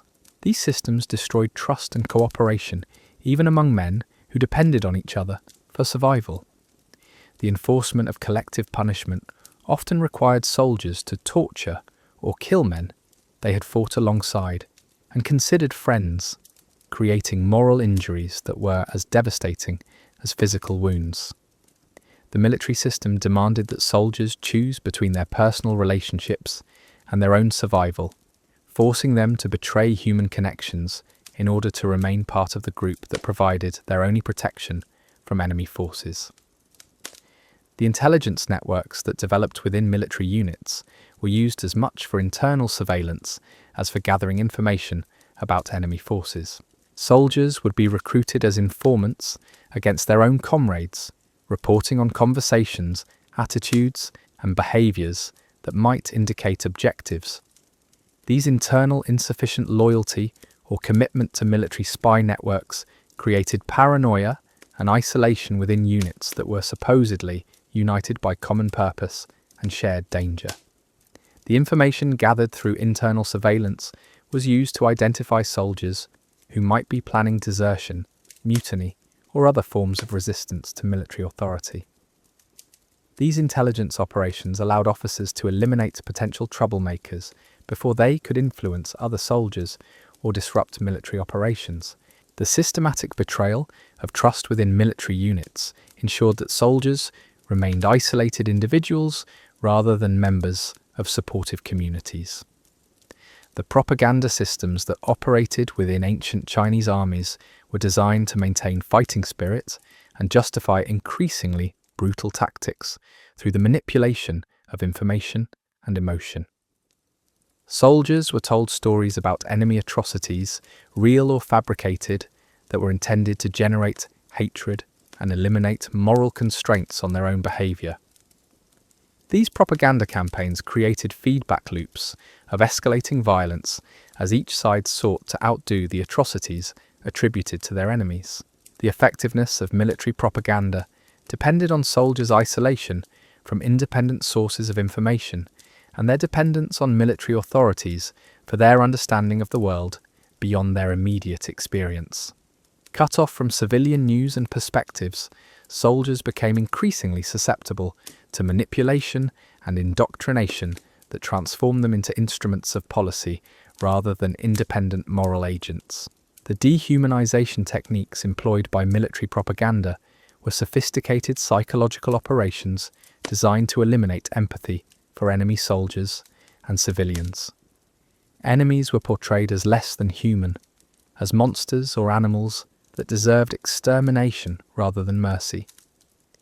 These dehumanization campaigns made it easier for soldiers to commit atrocities while maintaining their self-image as good people following legitimate orders. The success of dehumanization propaganda could be measured by soldiers' increasing willingness to engage in acts of cruelty that would have been unthinkable before their military service. Men who had once shown kindness to animals and children would participate in mass slaughter and torture, their moral sensibilities completely restructured by systematic psychological manipulation. The record-keeping systems that tracked military operations were designed to obscure rather than document the true human cost of warfare.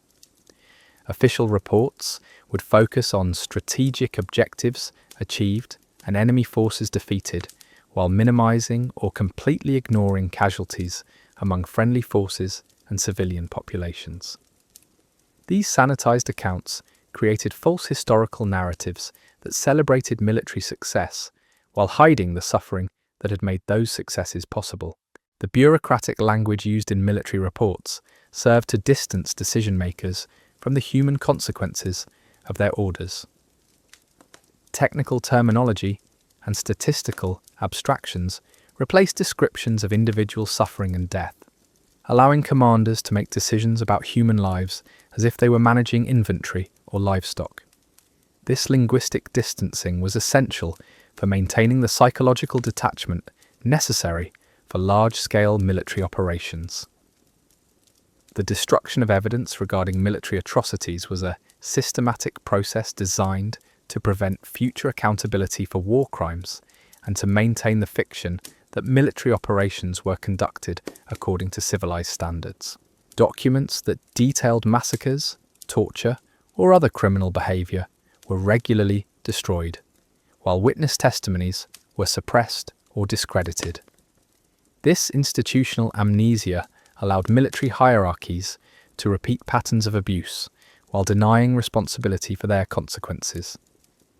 The few records that survived the systematic destruction of evidence provide glimpses into the true nature of ancient Chinese warfare, revealing patterns of brutality and cruelty that contradict official histories celebrating military heroism and strategic brilliance. These surviving documents suggest that the sanitized versions of military history that became part of Chinese cultural tradition bore little resemblance to the actual experiences of soldiers who fought and died in these campaigns. The veteran communities that formed after military campaigns provided some mutual support for men struggling to cope with trauma and reintegration into civilian society, but they also served to perpetuate and normalize the attitudes and behaviors that military service had instilled.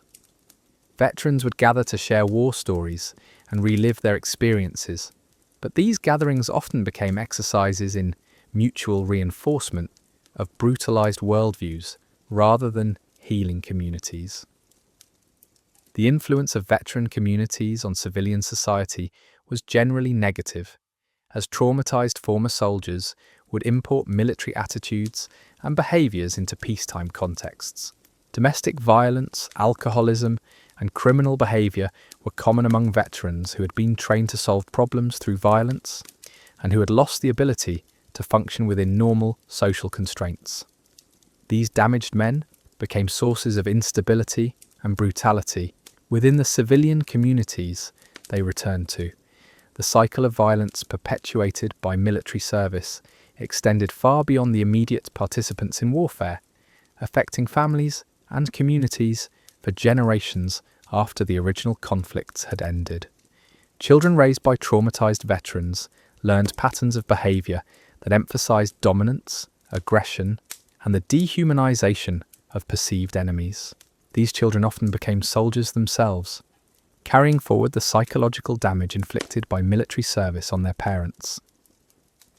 The institutional memory of military organizations preserved and transmitted techniques of brutality from one generation of soldiers to the next, ensuring that each new cohort of recruits would be subjected to the same dehumanizing processes that had damaged their predecessors. This institutional continuity meant that military cultures became increasingly toxic over time, as each generation added new refinements to existing systems of abuse and exploitation. The technological innovations driven by military necessity often had beneficial civilian applications, but the human cost of developing these technologies was enormous and rarely acknowledged. Advances in metallurgy, engineering, and medicine that improved the quality of life for future generations were purchased with the suffering of soldiers who served as test subjects for new weapons, construction techniques, and medical procedures under battlefield conditions. The knowledge gained through military medical practice was based on the systematic study of violence-inflicted injuries rather than diseases or conditions that affected civilian populations. Military physicians learned to treat sword wounds and arrow injuries with great skill, but their expertise was largely irrelevant to the health problems that most people faced in peacetime. This specialization in trauma medicine reflected the narrow focus of military institutions on their core mission of organized violence. The few soldiers who survived long enough to witness multiple campaigns developed a hollow expertise in recognizing the signs of impending disaster. They could read the subtle changes in officer behavior that preceded suicidal orders, the shift in supply patterns that indicated strategic collapse, the quality of light in enemy eyes that meant no quarter would be given. This knowledge was both blessing and curse, as it allowed some veterans to position themselves for survival while simultaneously crushing any remaining illusions about the nobility or purpose of their service.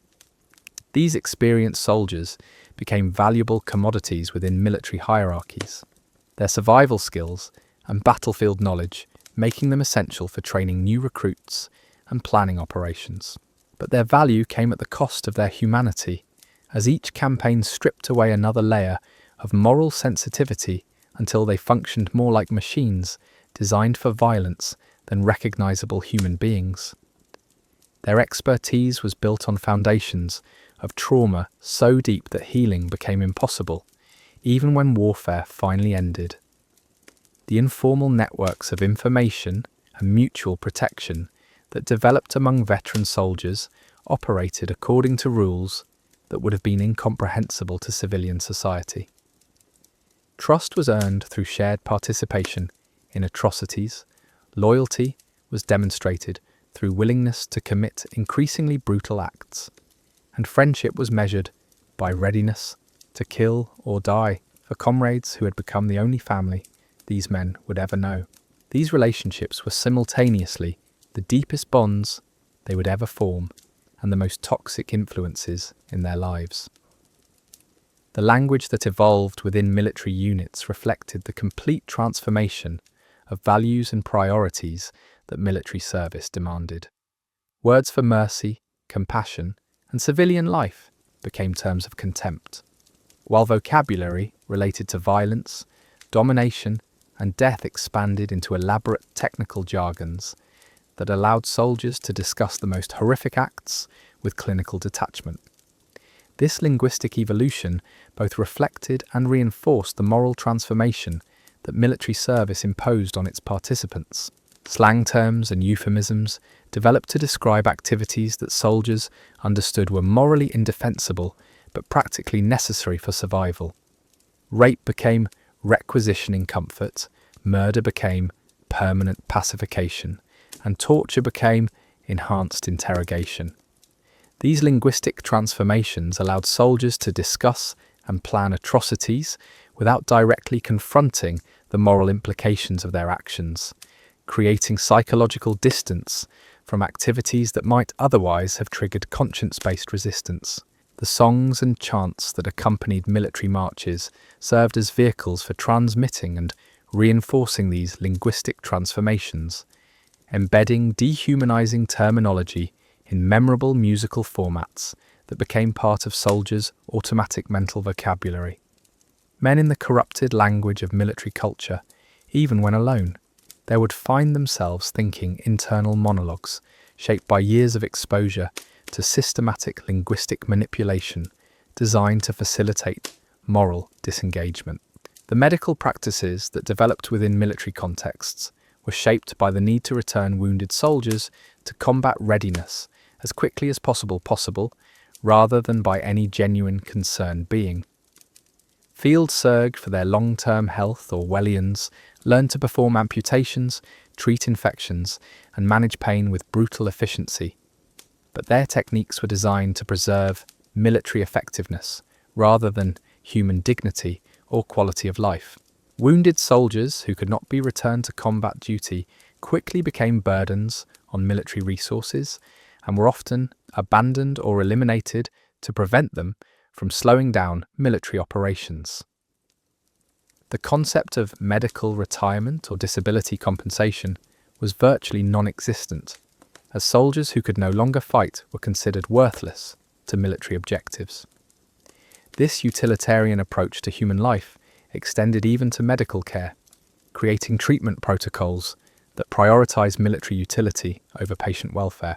The psychological techniques used to maintain military discipline were refined over centuries of experimentation with different methods of breaking down individual identity and rebuilding it around military objectives. These techniques were passed down through military institutions like trade secrets, with each generation of officers adding new insights gained through practical experience in manipulating human behavior under extreme stress.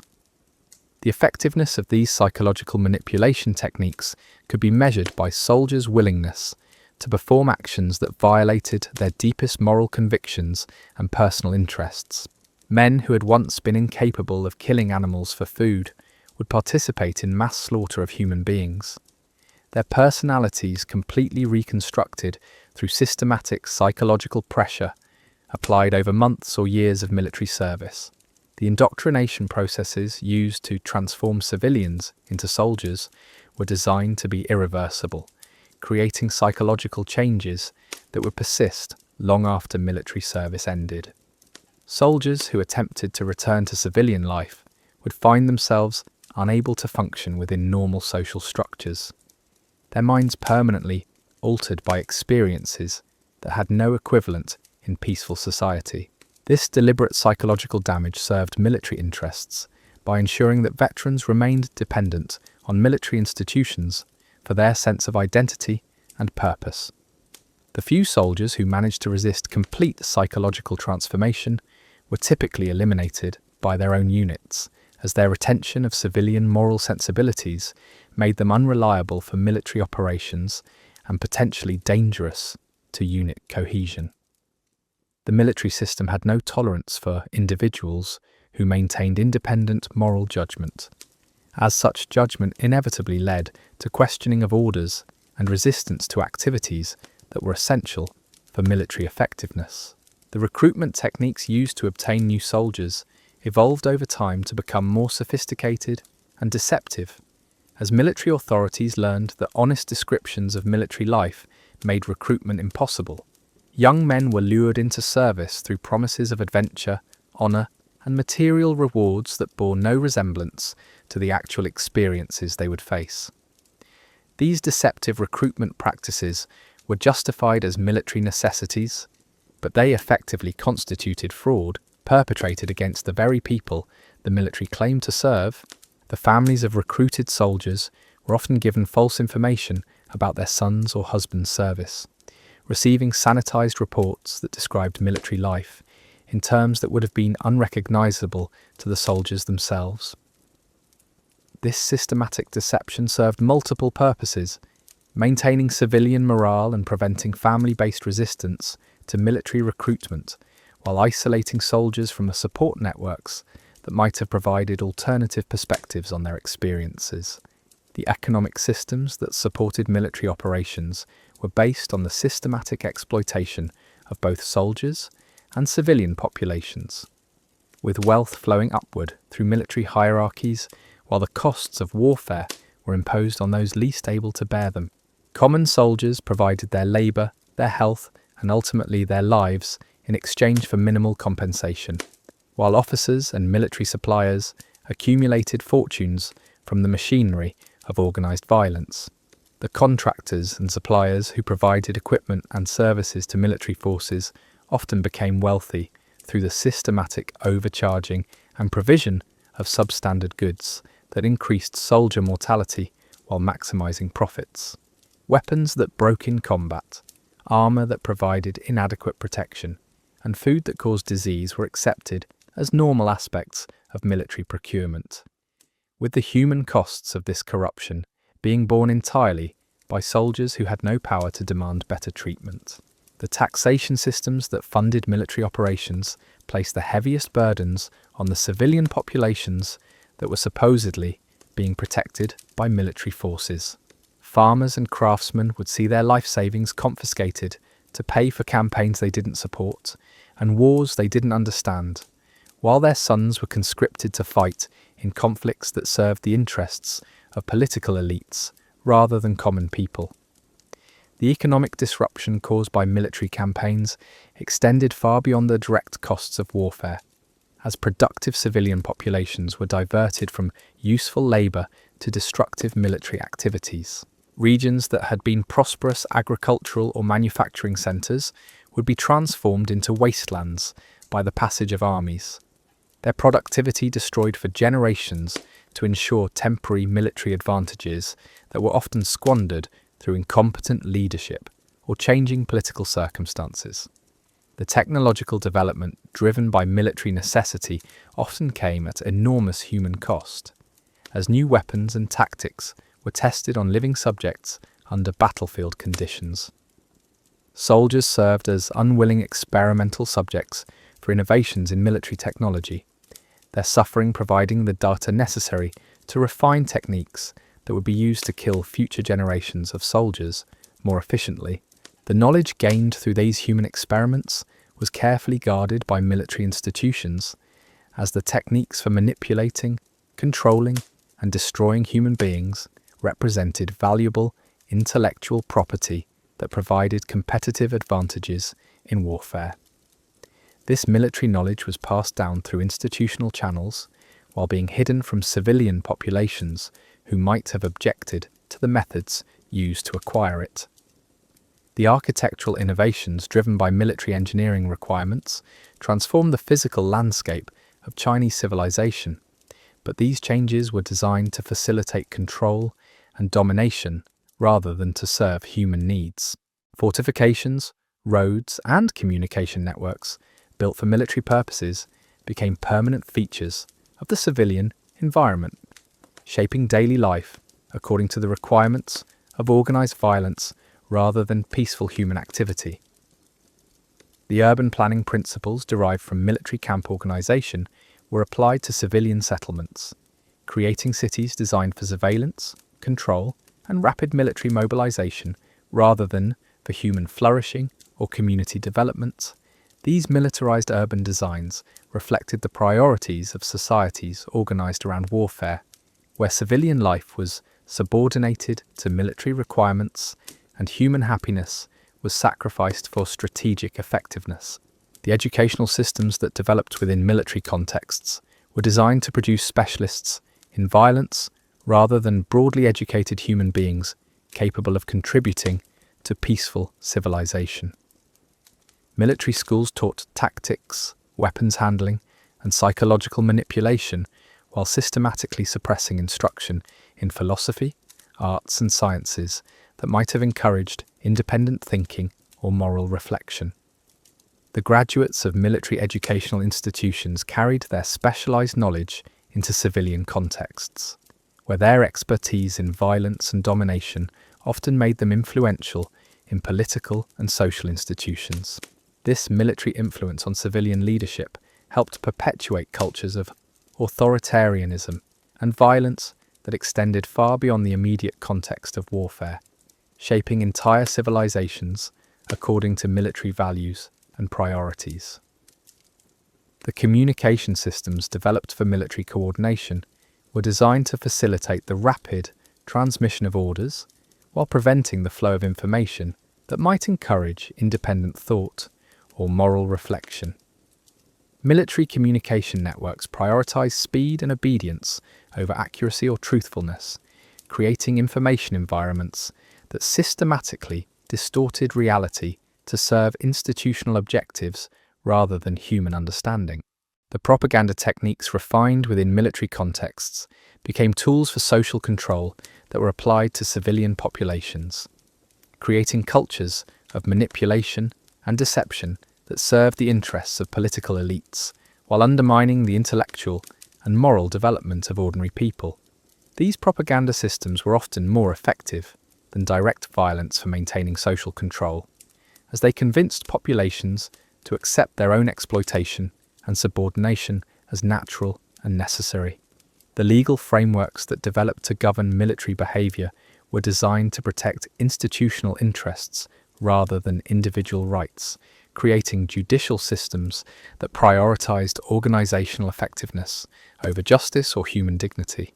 Military law served to maintain discipline and hierarchy while providing legal cover for activities that would have been considered criminal in civilian contexts, institutionalizing double standards that reflected the fundamental inequality between those who wielded violence and those who were subject to it. The precedents established by military legal systems influenced civilian law, creating judicial institutions that emphasized collective responsibility, absolute obedience to authority, and the subordination of individual rights to state interests. These military-derived legal principles became embedded in Chinese legal culture, shaping the relationship between individuals and government for centuries after the specific military campaigns that had established them were forgotten. The international diplomatic systems that emerged from military competition were based on the threat and application of violence rather than on mutual respect or shared interests. Diplomacy became an extension of warfare by other means, with negotiations serving primarily to determine the terms of submission rather than to establish genuine cooperation between independent peoples. The treaties and agreements that ended military campaigns typically reflected the balance of military power rather than principles of justice or human rights, creating international systems that institutionalized the dominance of those most effective at organized violence. These diplomatic frameworks provided legal justification for ongoing exploitation and oppression, disguising power relationships as voluntary agreements between equal parties.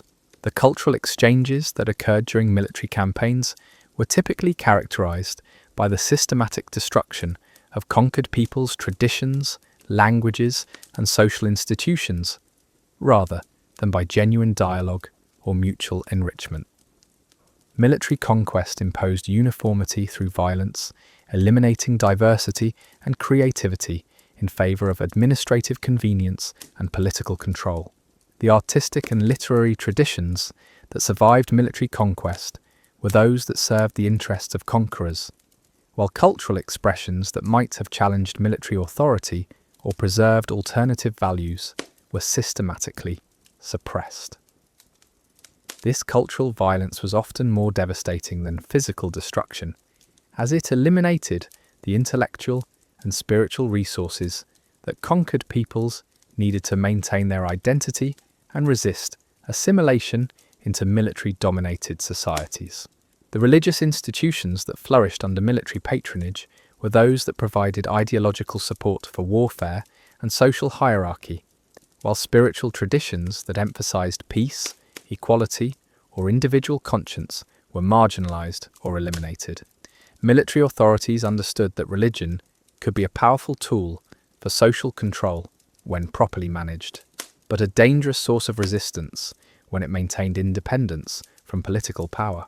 The theological developments that occurred within military contexts typically involved the creation of warrior gods and the sanctification of violence, transforming spiritual traditions that had once emphasized compassion and wisdom into ideological systems that celebrated brutality and domination. These corrupted religious traditions provided moral justification for activities that would otherwise have been recognized as evil, allowing societies to maintain the fiction of moral respectability while engaging in systematic cruelty. The scientific and technical knowledge that developed within military contexts was shaped by the practical requirements of organized violence rather than by curiosity about the natural world or concern for human welfare. Military science focused on understanding human vulnerability and developing techniques for exploiting it, creating bodies of knowledge that were fundamentally hostile to human flourishing despite their technical sophistication. The medical knowledge derived from military experience was based on the systematic study of violence-inflicted trauma rather than on understanding health and healing, creating medical traditions that were expert at treating the consequences of human cruelty, but largely ignorant of the conditions that promoted human thriving. This military-derived medical knowledge was often applied to civilian populations, but its fundamental orientation toward trauma and crisis made it poorly suited for promoting genuine health and wellness. The agricultural techniques that developed to support military operations were designed to maximize short-term production while ignoring long-term sustainability, creating farming systems that could feed armies quickly but exhausted soil and depleted resources over time. These militarized agricultural practices were often imposed on civilian populations, transforming traditional farming systems that had sustained communities for generations into extractive industries that served military logistics. The environmental destruction caused by military agriculture was often permanent, as intensive cultivation designed to support military campaigns would exhaust soil fertility and disrupt natural ecosystems beyond their capacity for recovery. The long-term costs of this environmental damage were borne by future generations of civilians who inherited degraded landscapes and reduced agricultural productivity as the legacy of military campaigns they had played no role in supporting. The transportation networks built to support military operations were designed to facilitate the rapid movement of troops and supplies rather than to serve civilian commerce or communication needs. These military transportation systems often bypassed existing civilian settlements and trade routes, creating new patterns of economic and social development that served military logistics rather than human community.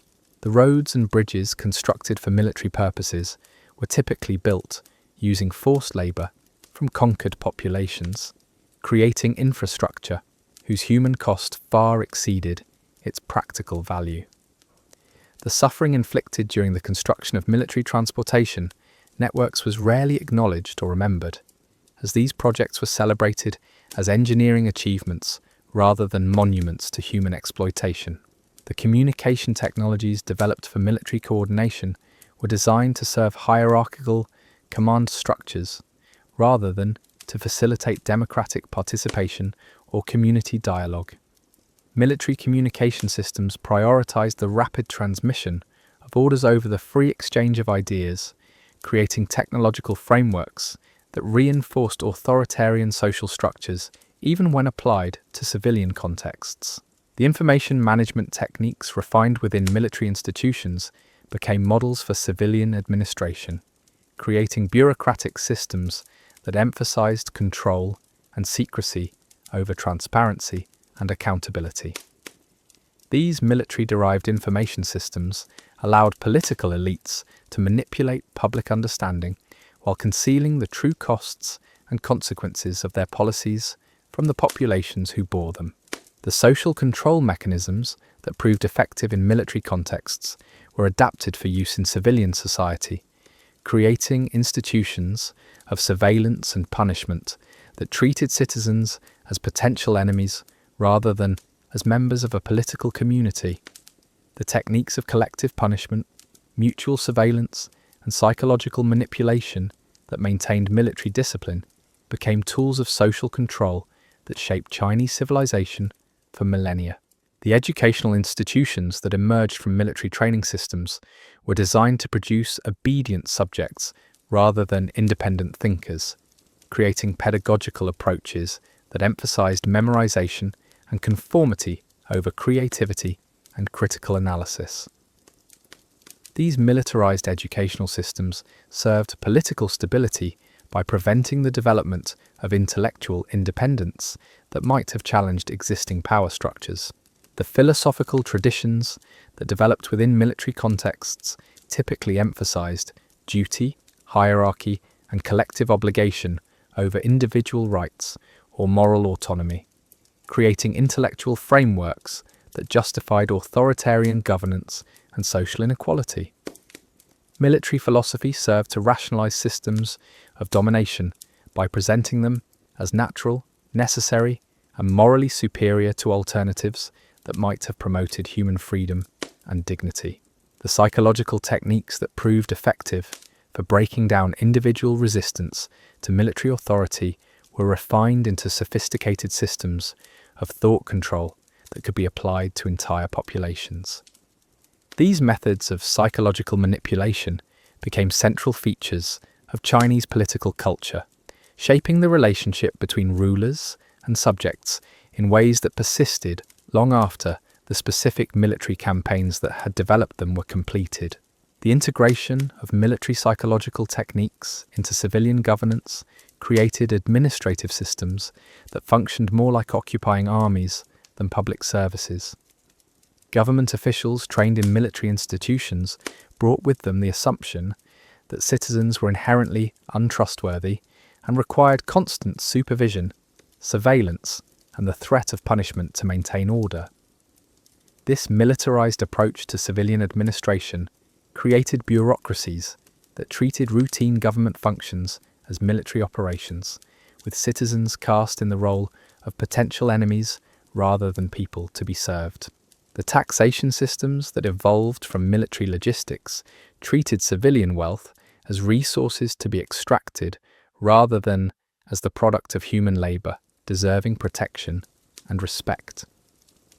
Tax collectors trained in military camps approached their duties with the same ruthlessness they had once applied to enemy territories, viewing resistance to taxation as rebellion that justified the use of violence and intimidation. These militarized taxation systems created relationships between government and citizens based on coercion rather than consent, establishing patterns of exploitation that would persist for generations.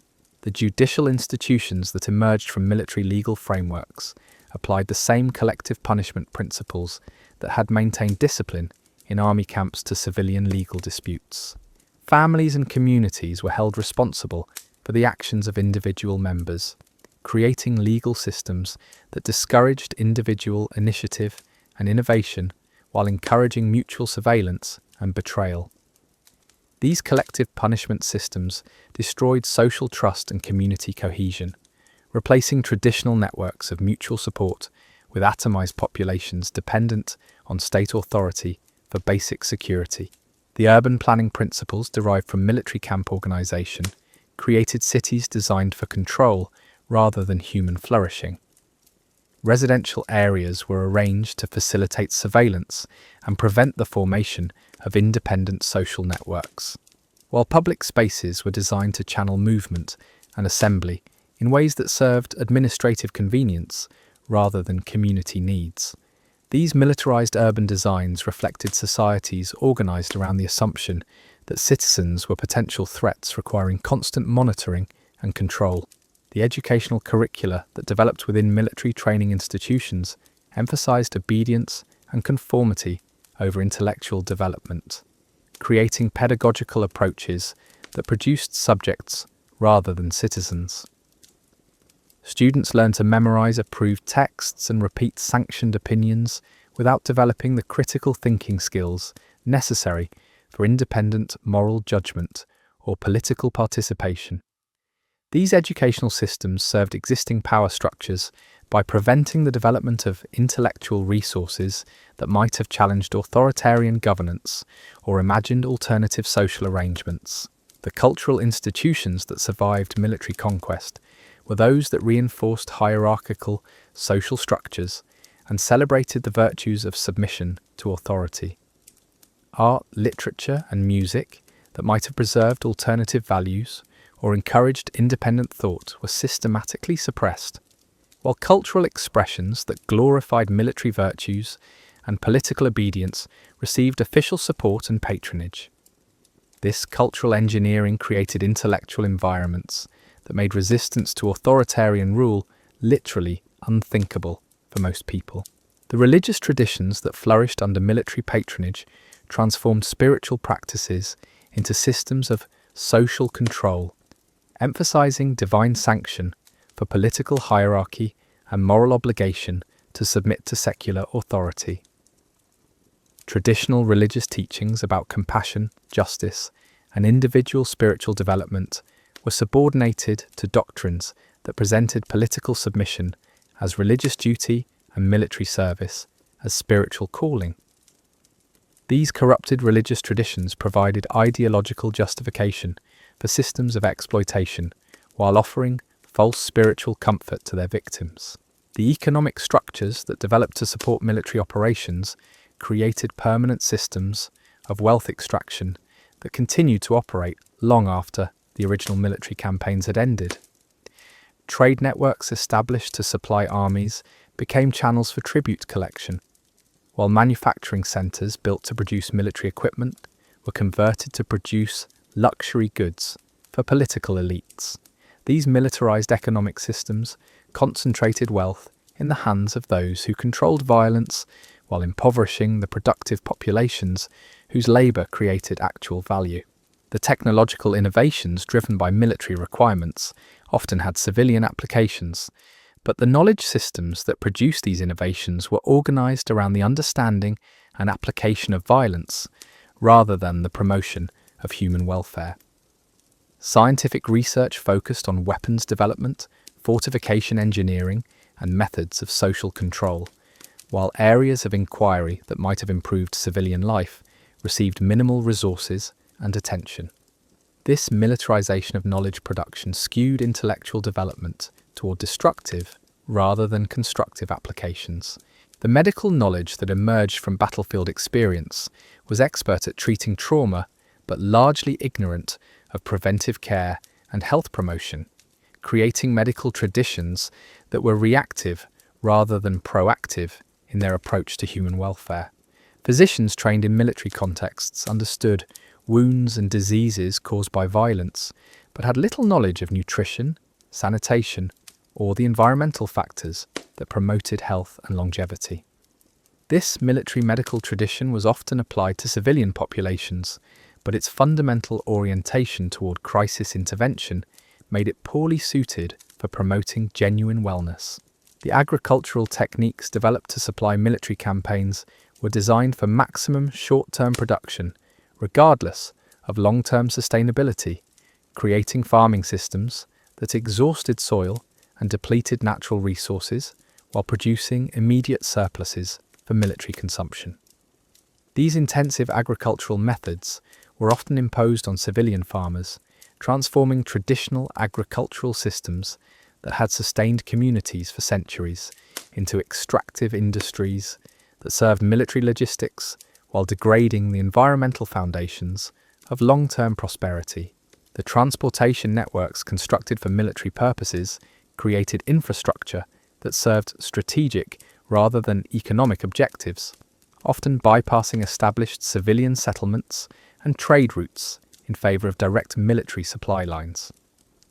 These military transportation systems disrupted traditional patterns of commerce and communication while creating new forms of economic dependency that served military rather than civilian interests. The human cost of constructing these networks through forced labour was enormous, but this suffering was rarely acknowledged or compensated. The communication systems developed for military coordination prioritised the rapid transmission of orders over the free exchange of information, creating technological and institutional frameworks that reinforced authoritarian governance even when applied to civilian contexts.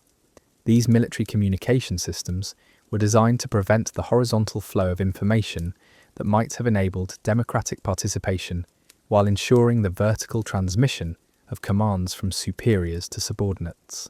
The legal frameworks that governed military behaviour created judicial precedents that influenced civilian law, establishing principles that prioritised institutional loyalty over individual rights and collective security over personal freedom. Military legal traditions emphasised swift punishment and deterrent effects over careful investigation and proportionate justice, creating legal systems that served administrative convenience rather than moral principles or community welfare. The diplomatic institutions that emerged from military competition were based on the threat and application of violence rather than mutual respect or shared interests, creating international systems that institutionalize the dominance of those most effective at organized destruction. Treaties and agreements reflected military power rather than principles of justice, creating legal frameworks that legitimized ongoing exploitation while disguising power relationships as voluntary cooperation between equals. The intelligence networks developed for military purposes became permanent institutions of surveillance and control that monitored civilian populations for signs of disloyalty or resistance to government authority. These spy networks created atmospheres of suspicion and paranoia that destroyed social trust while providing political elites with detailed information about potential threats to their power. The techniques of infiltration, betrayal, and psychological manipulation that had proven effective against military enemies were applied systematically to civilian populations. The propaganda systems refined within military contexts became sophisticated tools for manipulating public opinion and controlling information flow in civilian society.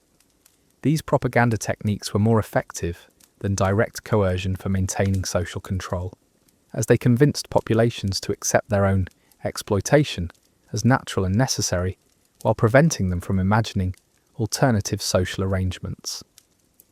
Military propaganda methods created shared false consciousness that served elite interests while appearing to reflect popular will.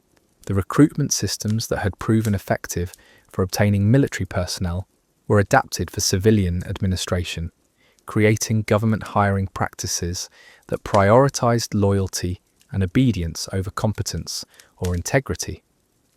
These recruitment methods produced administrative hierarchies staffed by individuals whose primary qualification was their willingness to implement policy without questioning its morality or effectiveness, creating bureaucracies that served institutional interests rather than public welfare.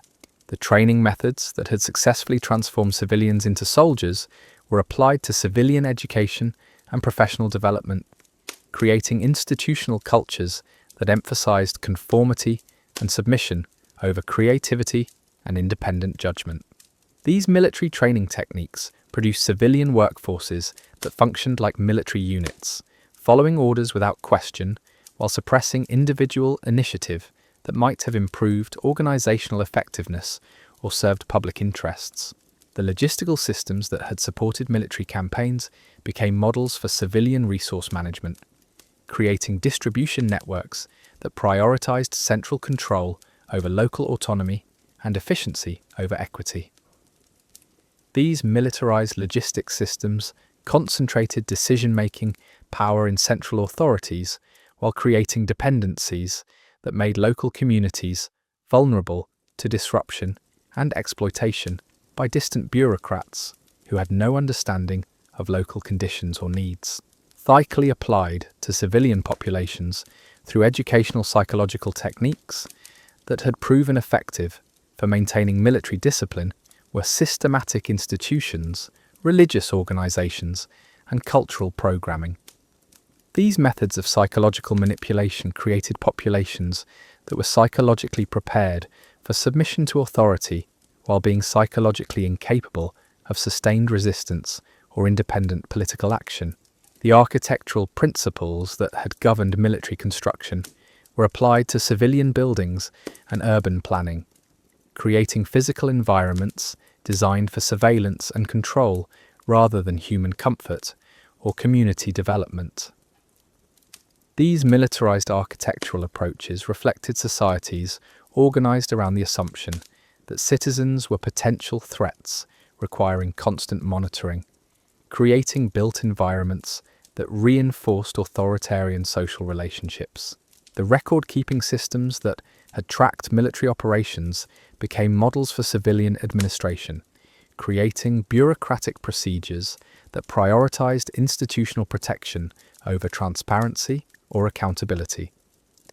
These administrative systems were designed to obscure rather than document the true costs and consequences of government policy, allowing political elites to avoid responsibility for decisions that caused widespread suffering while maintaining the fiction of competent and benevolent governance. The supply chain management techniques that had supported military logistics were applied to civilian commerce, creating economic systems that prioritized central control and administrative convenience over market efficiency or consumer welfare. These militarized economic management systems concentrated power in government and quasi-government institutions, while creating artificial scarcities and inefficiencies that served political rather than economic objectives. The crowd control methods that had proven effective for managing military units were systematically applied to civilian gatherings, creating public order systems that treated citizens as potential enemies rather than as members of a political community. These military crowd control techniques transformed public spaces from forums for democratic participation into zones of potential conflict where citizen assembly was viewed as a security threat, requiring suppression. The information management systems that had served military intelligence operations became models for civilian data collection and analysis, creating surveillance capabilities that extended government monitoring into every aspect of private life.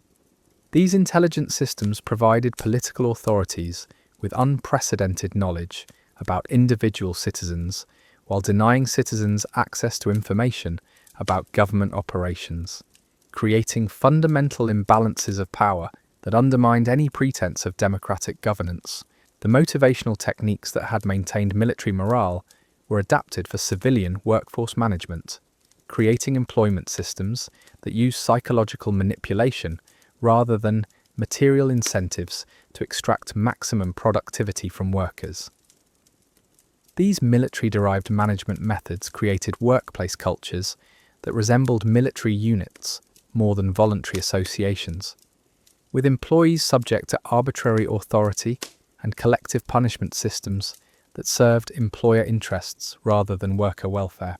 The strategic planning methods that had guided military campaigns were applied to civilian policy development, creating government decision-making processes that treated citizens as resources to be deployed rather than as people whose welfare was the purpose of government action. These militarized planning systems prioritized institutional objectives over human consequences, creating policies that served administrative convenience and political advantage rather than public benefit. The command and control systems that had coordinated military operations became models for civilian management, creating organizational hierarchies that emphasized obedience over competence and loyalty over effectiveness. These military management systems produced civilian institutions that functioned like armies, with rigid chains of command that prevented the flow of information and feedback necessary for responsive and effective public service. The resource allocation methods that had distributed military supplies were applied to civilian goods and services, creating distribution systems that served political rather than economic criteria. These militarized allocation systems created artificial scarcities and surpluses that could be manipulated for political advantage while preventing the development of market mechanisms that might have served consumer welfare more effectively. The disciplinary systems that had maintained military order were imported into civilian workplaces and educational institutions, creating environments where punishment and reward were distributed according to compliance with authority, rather than according to merit or contribution. These military disciplinary systems created civilian institutions that resembled prison camps more than voluntary associations, with individuals subject to arbitrary punishment for infractions that might have been trivial in other contexts. The communication protocols that had facilitated military coordination were applied to civilian administration, creating government systems that prioritized the transmission of orders over the collection of feedback or the provision of services to citizens. These military communication systems prevented the horizontal flow of information that might have enabled democratic participation while ensuring that central authorities maintained control over information and decision-making processes. The training protocols that had produced effective soldiers were adapted for civilian education, creating pedagogical systems that emphasized memorization and obedience over critical thinking and creativity. These militarized educational approaches produced graduates who were psychologically prepared for submission to authority but lacked the intellectual resources necessary for independent judgment or democratic participation. The evaluation systems that had assessed military performance were applied to civilian employment, creating workplace cultures that measured success according to compliance with superior orders rather than according to contribution to organizational objectives or public welfare. These military evaluation systems created civilian workforces that functioned like military units, with individual advancement depending on demonstrated loyalty rather than competence or integrity. The logistics systems that had supplied military operations were adapted for civilian resource management, creating distribution networks that served administrative convenience rather than consumer needs.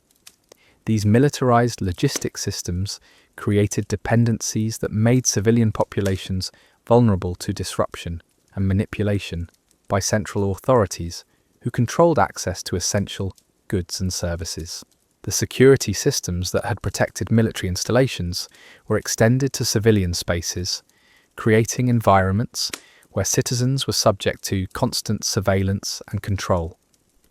These military security systems transformed public and private spaces into zones of potential conflict where normal civilian activities were viewed as security threats, requiring monitoring and potential suppression. The recruitment systems that had obtained military personnel were applied to civilian hiring, creating employment practices that prioritized political reliability over professional competence. These militarized recruitment systems produced government workforces staffed by individuals whose primary qualification was their willingness to implement policy without questioning its wisdom or morality, creating bureaucracies that served institutional rather than public interests. The story of the ancient Chinese soldier is not one of heroic sacrifice or noble duty. It's a testament to the systematic destruction of human beings in service of imperial ambition. These men, ripped from their villages and transformed into instruments of violence, lived and died in a machine designed to consume them. They were not warriors in any romantic sense. They were expendable components in a vast apparatus of conquest that ground them up and spat them out with mechanical efficiency. The psychological transformation required to turn farmers into killers was so complete that most survivors could never truly return home. They had been rebuilt from the ground up, their moral frameworks shattered and reassembled around the logic of violence. The few who managed to complete their service and return to civilian life carried with them the seeds of the same brutality that had consumed their comrades. They became vectors for the spread of military culture into peaceful society, ensuring that the violence they had endured would echo through generations. What emerges from this examination is not just the story of individual suffering, but the blueprint for how entire civilizations can be organized around the systematic exploitation of human beings. The techniques developed to control and manipulate soldiers became the foundation for controlling civilian populations. The hierarchies that maintained military discipline became models for social organization. The psychological methods that broke down individual resistance became tools for political control. The ancient Chinese military system was not an aberration or a temporary necessity. It was a sophisticated machine for converting human potential into political power, transforming the creative energy of entire generations into the raw material of conquest. The soldiers who fed this machine were not its beneficiaries, but its victims, men whose lives were consumed to build empires that would outlast their forgotten bones. Tonight we've walked through the blood-soaked fields where these anonymous heroes fell, but their story is far from over. The systems that consumed them, the techniques that destroyed them, the institutions that ground them into dust, all of these continue to echo through history, shaping the world we live in today. The ancient Chinese soldier may be dead, but the machine that killed him is still very much alive.